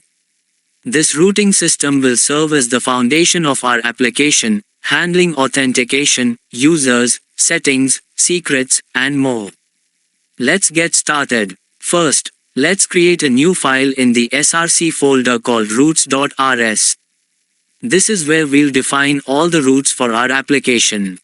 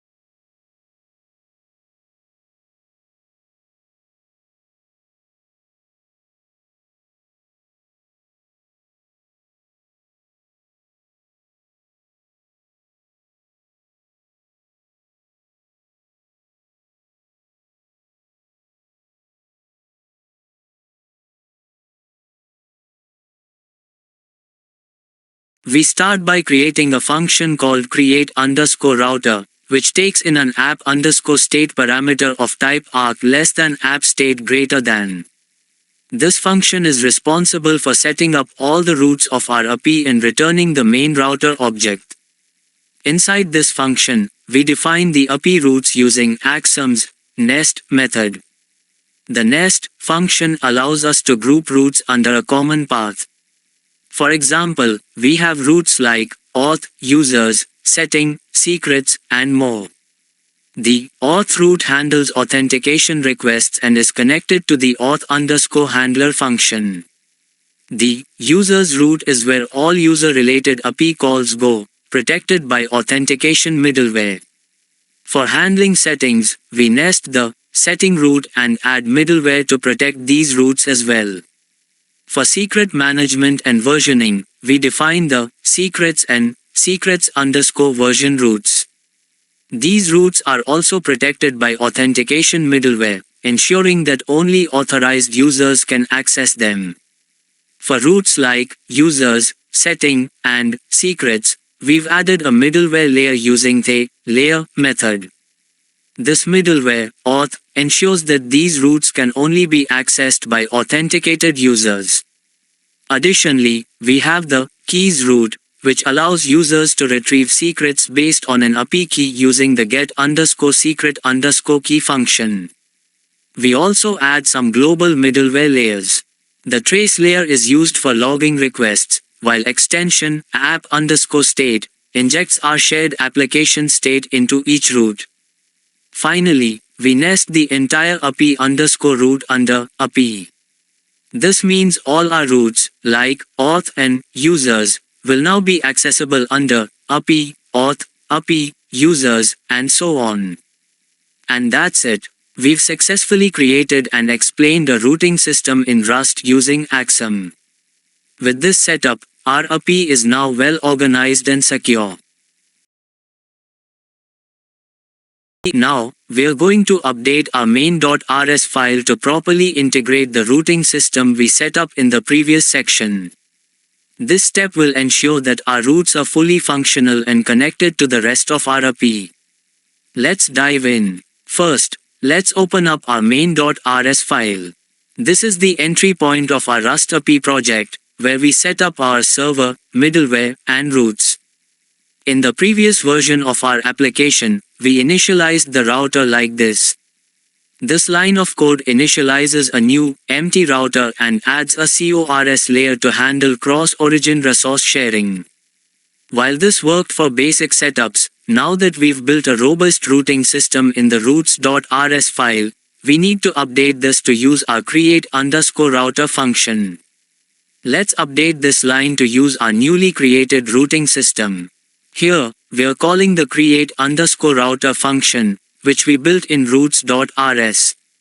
This function is responsible for setting up all of our routes, auth, users, settings, secrets, and more. We pass in the app_state wrapped in an arc, which stands for atomic reference counting. This allows us to safely share state between threads, ensuring our application can handle concurrent requests efficiently.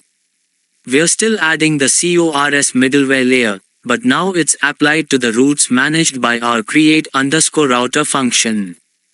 As you can see, we first initialize the app_state and CORS settings, and then we use create_router to set up all our routes.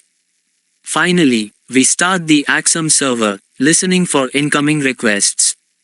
Updating the main.rs file is crucial because it connects all the hard work we've done building the routing system into the core of our application. Without this step, our routes wouldn't be accessible. By doing this, we ensure that every route we've defined, auth, users, settings, secrets, and more, can now be accessed by the client.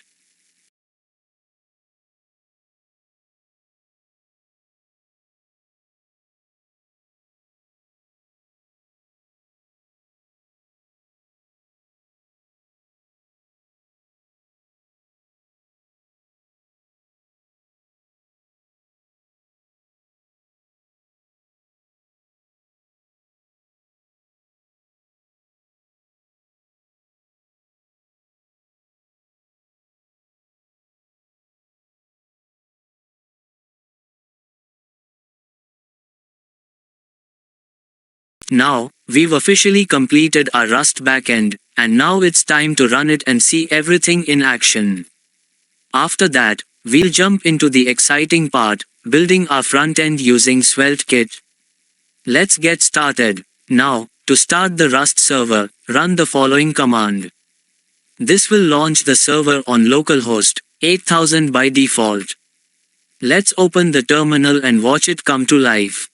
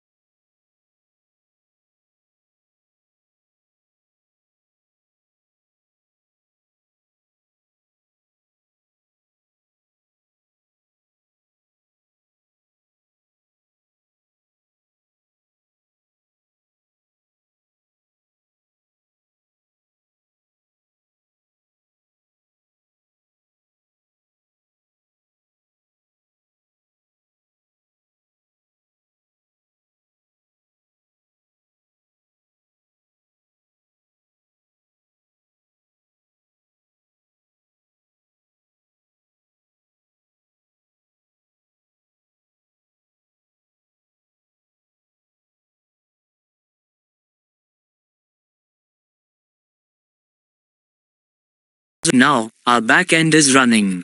Now, we're taking a closer look at the front end of our application, built with SvelteKit. I won't be writing any new code today. Instead, I'll thoroughly explain the existing front-end code and how it integrates with our Rust backend. If you're interested in exploring the code for yourself, you can find link of GitHub in description. Just clone the repository from there. Let's get started.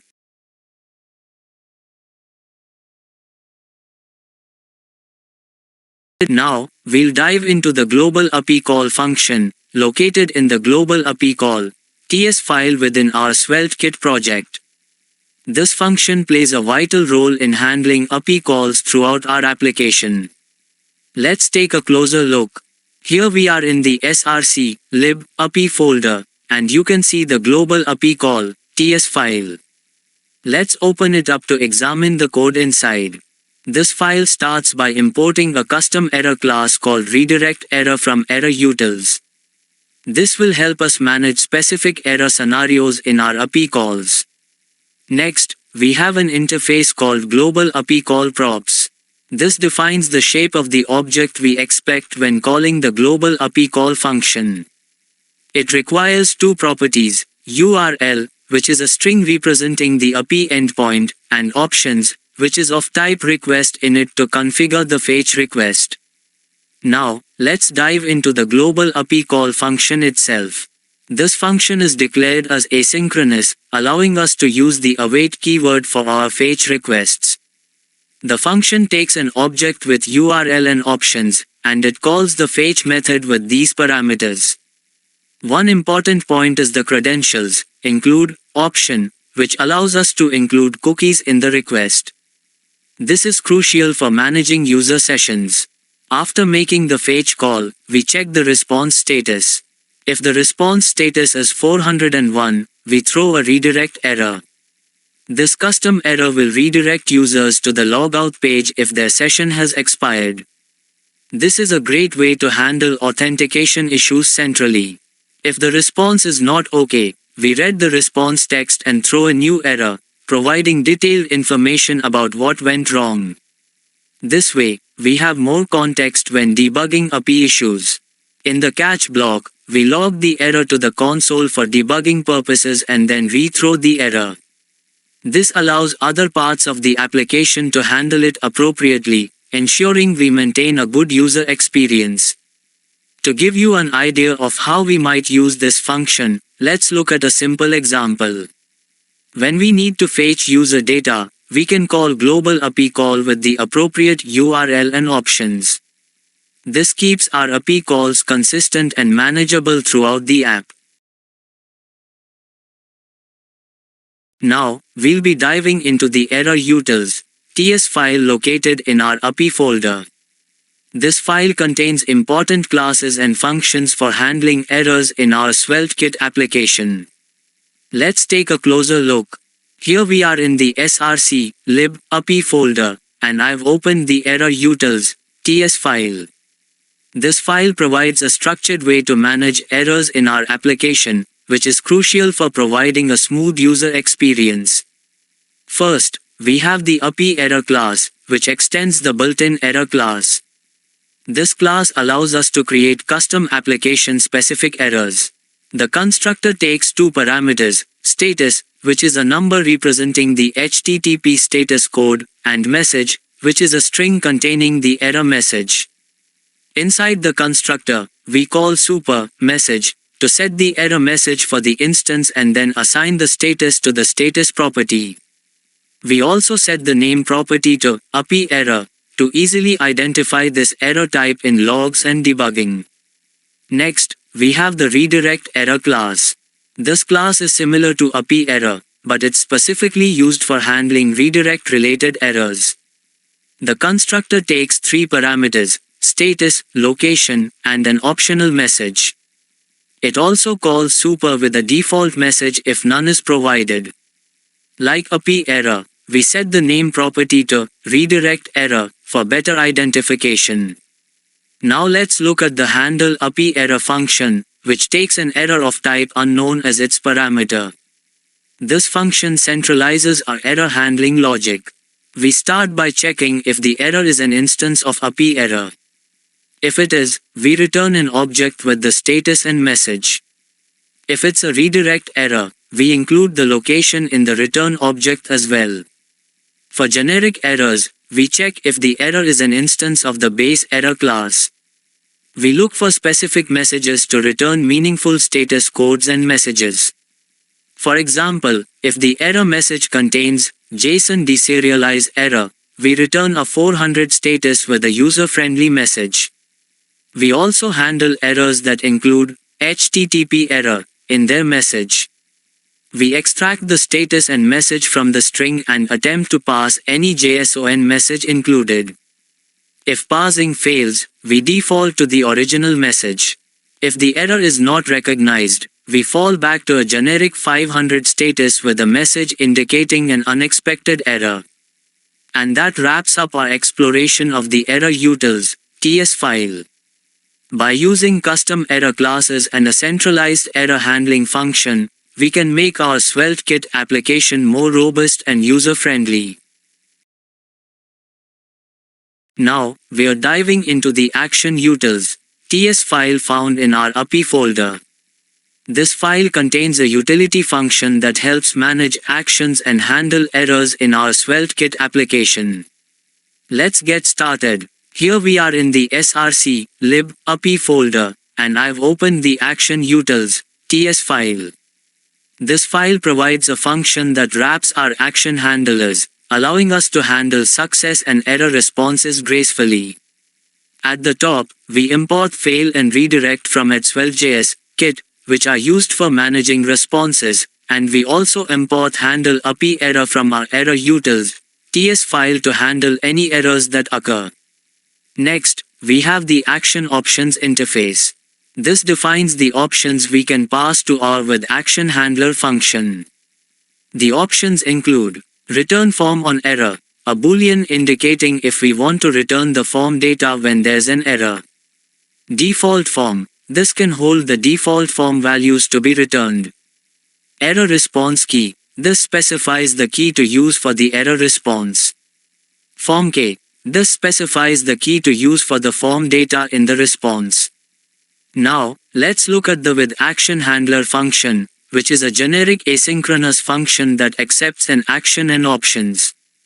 It takes two parameters, an action, which is a function returning a promise, and options, which defaults to an object that sets return form on error to false. Inside the function, we use a try-catch block. In the try section, we simply await the execution of the action. If it resolves successfully, we return the result. If an error occurs, we catch it and use the handle api error function to extract the status, message, and location from the error. Next, we define error key and form key using the provided options or defaulting to specific values. If a location is provided in the error, we throw a redirect with a 302 status to that location. If the return form on error option is set to true, we use the fail function to return a 400 status along with the default form and the error message. This is useful for scenarios where we want to repopulate the form after a failed submission. Otherwise, we return just the error response with a 400 status, using the specified error response key. And that concludes our overview of the action utils ts file. By using the with action handler function, we can efficiently manage our action responses and handle errors seamlessly in our SvelteKit application. Now, we'll explore the api ts file located in our api folder. This file is responsible for managing various api calls in our SvelteKit application. Let's dive right in. Here we are in the src lib api folder, and I've opened the api ts file. This file exports multiple functions that interact with our backend api for user authentication, data retrieval, and management tasks. At the top of the file, we import the global api call function from global api call ts. We also declare apidevelopment, which pulls the base URL from environment variables using import method.env viteapidevelopment. This URL will be used in our api calls. Let's look at the first function, login api. This function accepts an object containing an email and password. It uses the global api call function to send a post request to the $apidevelopment auth login endpoint with the user credentials. The request includes headers specifying that we are sending JSON data. Finally, the response is converted to JSON format and returned. Next is the register api function. This function accepts an object with email, name, password, and password confirmation. Similar to the login api, it sends a post request to the $apidevelopment auth register endpoint and returns the JSON response. The data_may_api function retrieves user information based on the provided cookies. It sends a GET request to the $apidevelopment users may endpoint, including the token from the cookies in the request headers, and returns the JSON response. The admin users API function is used for pagination when retrieving users. It takes cookies, page number, and limit as parameters and sends a GET request to $API users, including the token in the headers.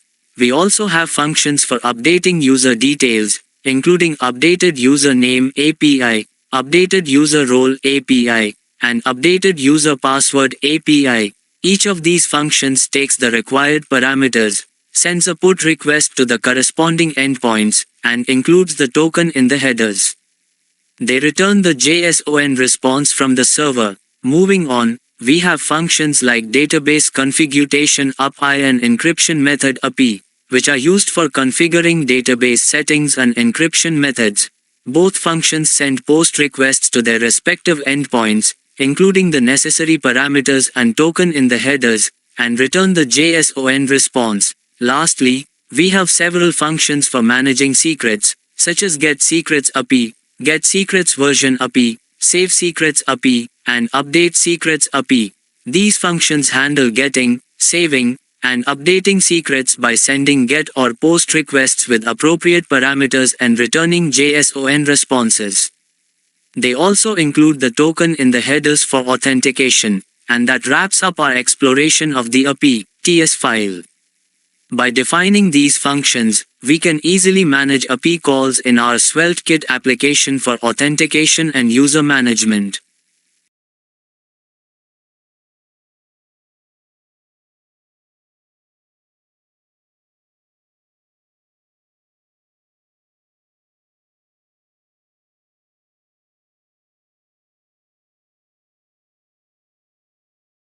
Now, we're diving deep into the index.ts file located in the src/lib schema folder of our Svelte project. This file is crucial for defining validation schemas using the Zord library, ensuring the data we handle in our application is both valid and secure. We'll go over each schema, explain the logic behind it, and talk about how they fit into our project. Let's get started. We start off by importing Zord, a popular TypeScript-first schema validation library. Zord makes it easy to define and validate the structure of our data. Throughout this file, we'll use it to ensure the correctness of user inputs like emails, passwords, and even database credentials. This encryption method enum lists different encryption methods that can be used throughout the app. It ensures that when we refer to an encryption method, it's restricted to these predefined values, AES 256, ChaCha20, Blowfish, or TripleDay. The login schema is used to validate the login form inputs. It requires two fields, email and password. Here's how it works. Email validation. The email field is required and must be a valid email format. Password validation. The password must be at least 6 characters long. These checks help us prevent invalid or weak data from reaching the backend. The register schema adds more complexity, as it includes additional fields like name, password, and password confirm. It ensures the email and name are required. The password and password confirmation are validated. The refine method is used to check if the password and password confirmation match. If they don't, the error message, "Passwords do not match," is triggered. The user data schema ensures the basic user information is valid, name and email. The user database schema is used when connecting to a database, validating fields like host, username, password, database name, and port. The port must be an integer between 1 and 65,535, which are valid port ranges. These schemas help manage secrets in our application. AddSecret schema validates that every secret has both a name and a value. UpdateSecret schema used to update an existing secret, ensuring both the name and value are provided, along with an id. The password change schema ensures users provide the correct old password, a valid new password, and a confirmation that matches. The user encryption schema makes sure that users select one of the allowed encryption methods when interacting with encryption features. And that's an overview of the index.ts file in the schema folder. As you can see, each schema plays a crucial role in validating and securing user inputs across different parts of the application. Using Zod, we ensure that our data is correct, making our application more reliable and user-friendly. Now, we are diving into the hooks, server, TS file in our SvelteKit project. This file plays a crucial role in handling authentication and root protection.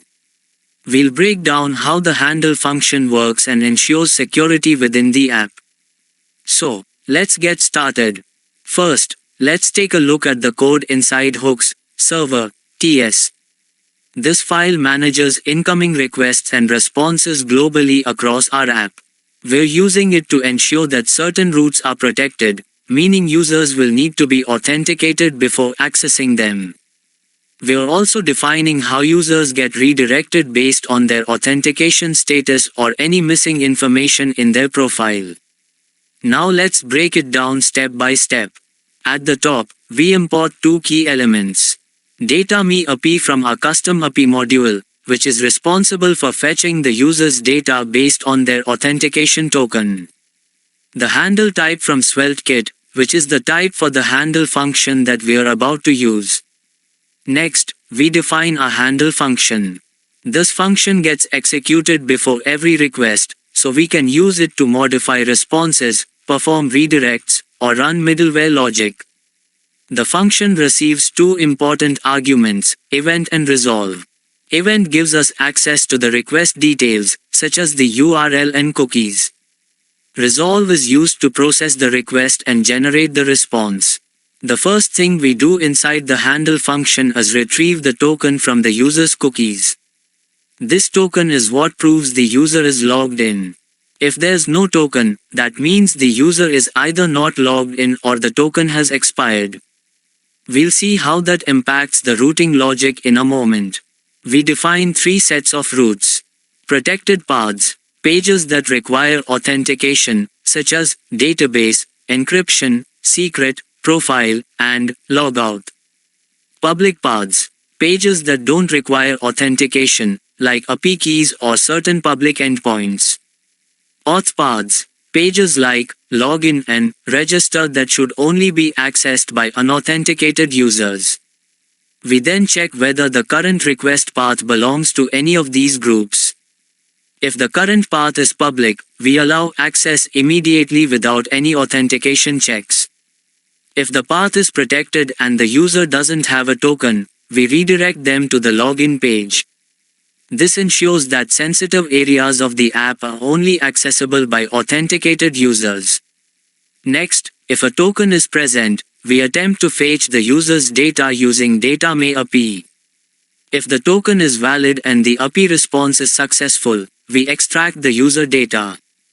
Once we have the user data, we apply additional logic to decide where the user should be redirected.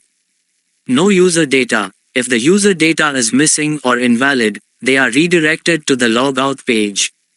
Database and encryption setup. If the user doesn't have a database connection or encryption method set up, they are redirected to the appropriate setup pages. Final redirects. Even if the user is authenticated, if they're on setup pages like database or encryption, we redirect them to secret once their setup is complete. Finally, if none of the conditions above are met, the request is processed normally.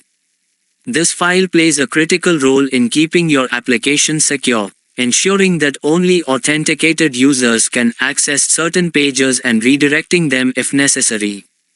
And that's it. That's a breakdown of the hooks, server, TS file in our SvelteKit project. This file is essential for protecting routes and managing authentication seamlessly. Now, we're going to explore the routing structure of a SvelteKit project. In this video, we'll dive deep into how routes are organized in a typical front-end project, especially focusing on authentication, protected routes, and settings. I'll walk you through each route folder and explain its purpose, so let's get started. Before we dive into specific routes, let's talk about SvelteKit's routing system. In SvelteKit, the folder structure defines your roots. Every folder and file inside the roots directory corresponds to a path in your application. For example, a file named roots login will map to the login root in your app. This folder-based approach makes it easy to see and manage your app's roots. In our project, the roots are categorized into 3 main sections. Auth roots handles login and registration. Protected roots, accessible only by authenticated users. Settings roots, pages for setting up user-specific configurations like database and encryption. Let's break each of these down. The first set of roots we have is the authentication roots, located inside the auth folder. These roots are for users who haven't logged in yet. This is where users go to log into the app. It provides a form where users can input their credentials to authenticate and gain access to protected areas of the app. When a user submits their login information, the app verifies their credentials, and if successful, the user is redirected to the protected sections of the site. If a user doesn't have an account, they can go to the register route to create one. The registration form usually collects information like username, email, and password, and sends it to the backend for account creation. Once registered, users are either logged in automatically or prompted to log in. Next, we have the protected routes, which are only accessible to authenticated users. These routes are stored in the protected folder. This route is used for managing or viewing your API keys. Since API keys are sensitive information, only authenticated users can access this route. When users want to log out, they navigate to this route. It clears the authentication tokens and redirects them back to the login page. The profile page shows information specific to the logged-in user, like their name, email, or other personal details. Users can often edit or update their information on this page. This is a special route where sensitive information is displayed. It's a protected area of the app, and only authenticated users can access it. This route allows you to view details for a specific secret based on an ID.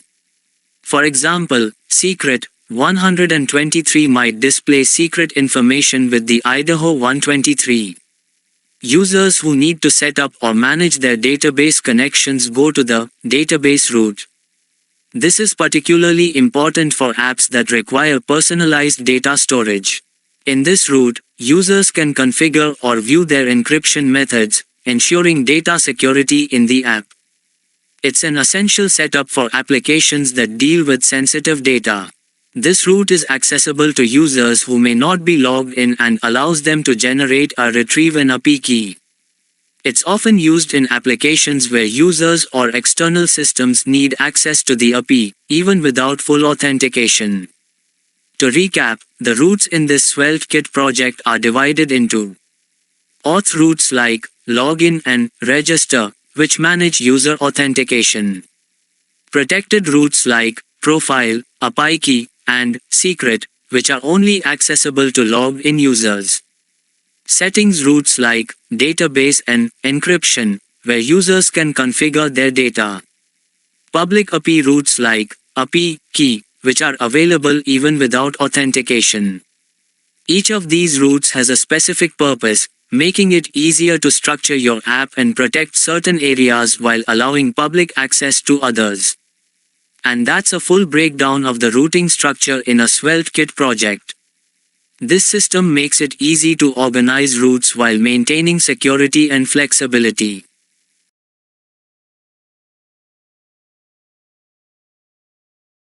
Now, I'll walk you through running our SvelteKit frontend using the npm run dev command and show you how to test it with our backend to ensure everything is working smoothly. Make sure your backend is already up and running before we dive into the frontend setup. Let's get started. Before we run the frontend, the first step is to make sure our backend is up and running. We'll check that the backend is live and accepting requests. Navigate to your frontend directory, which contains the SvelteKit project. Next, make sure you've installed all the required dependencies by running After that, let's start the development server by using the npm run dev command. This will start up the front end on a local server, and you'll see the project being compiled in the terminal. Once it's done, the terminal should show a URL where the front end is running, something like. Copy this URL and open it in your browser.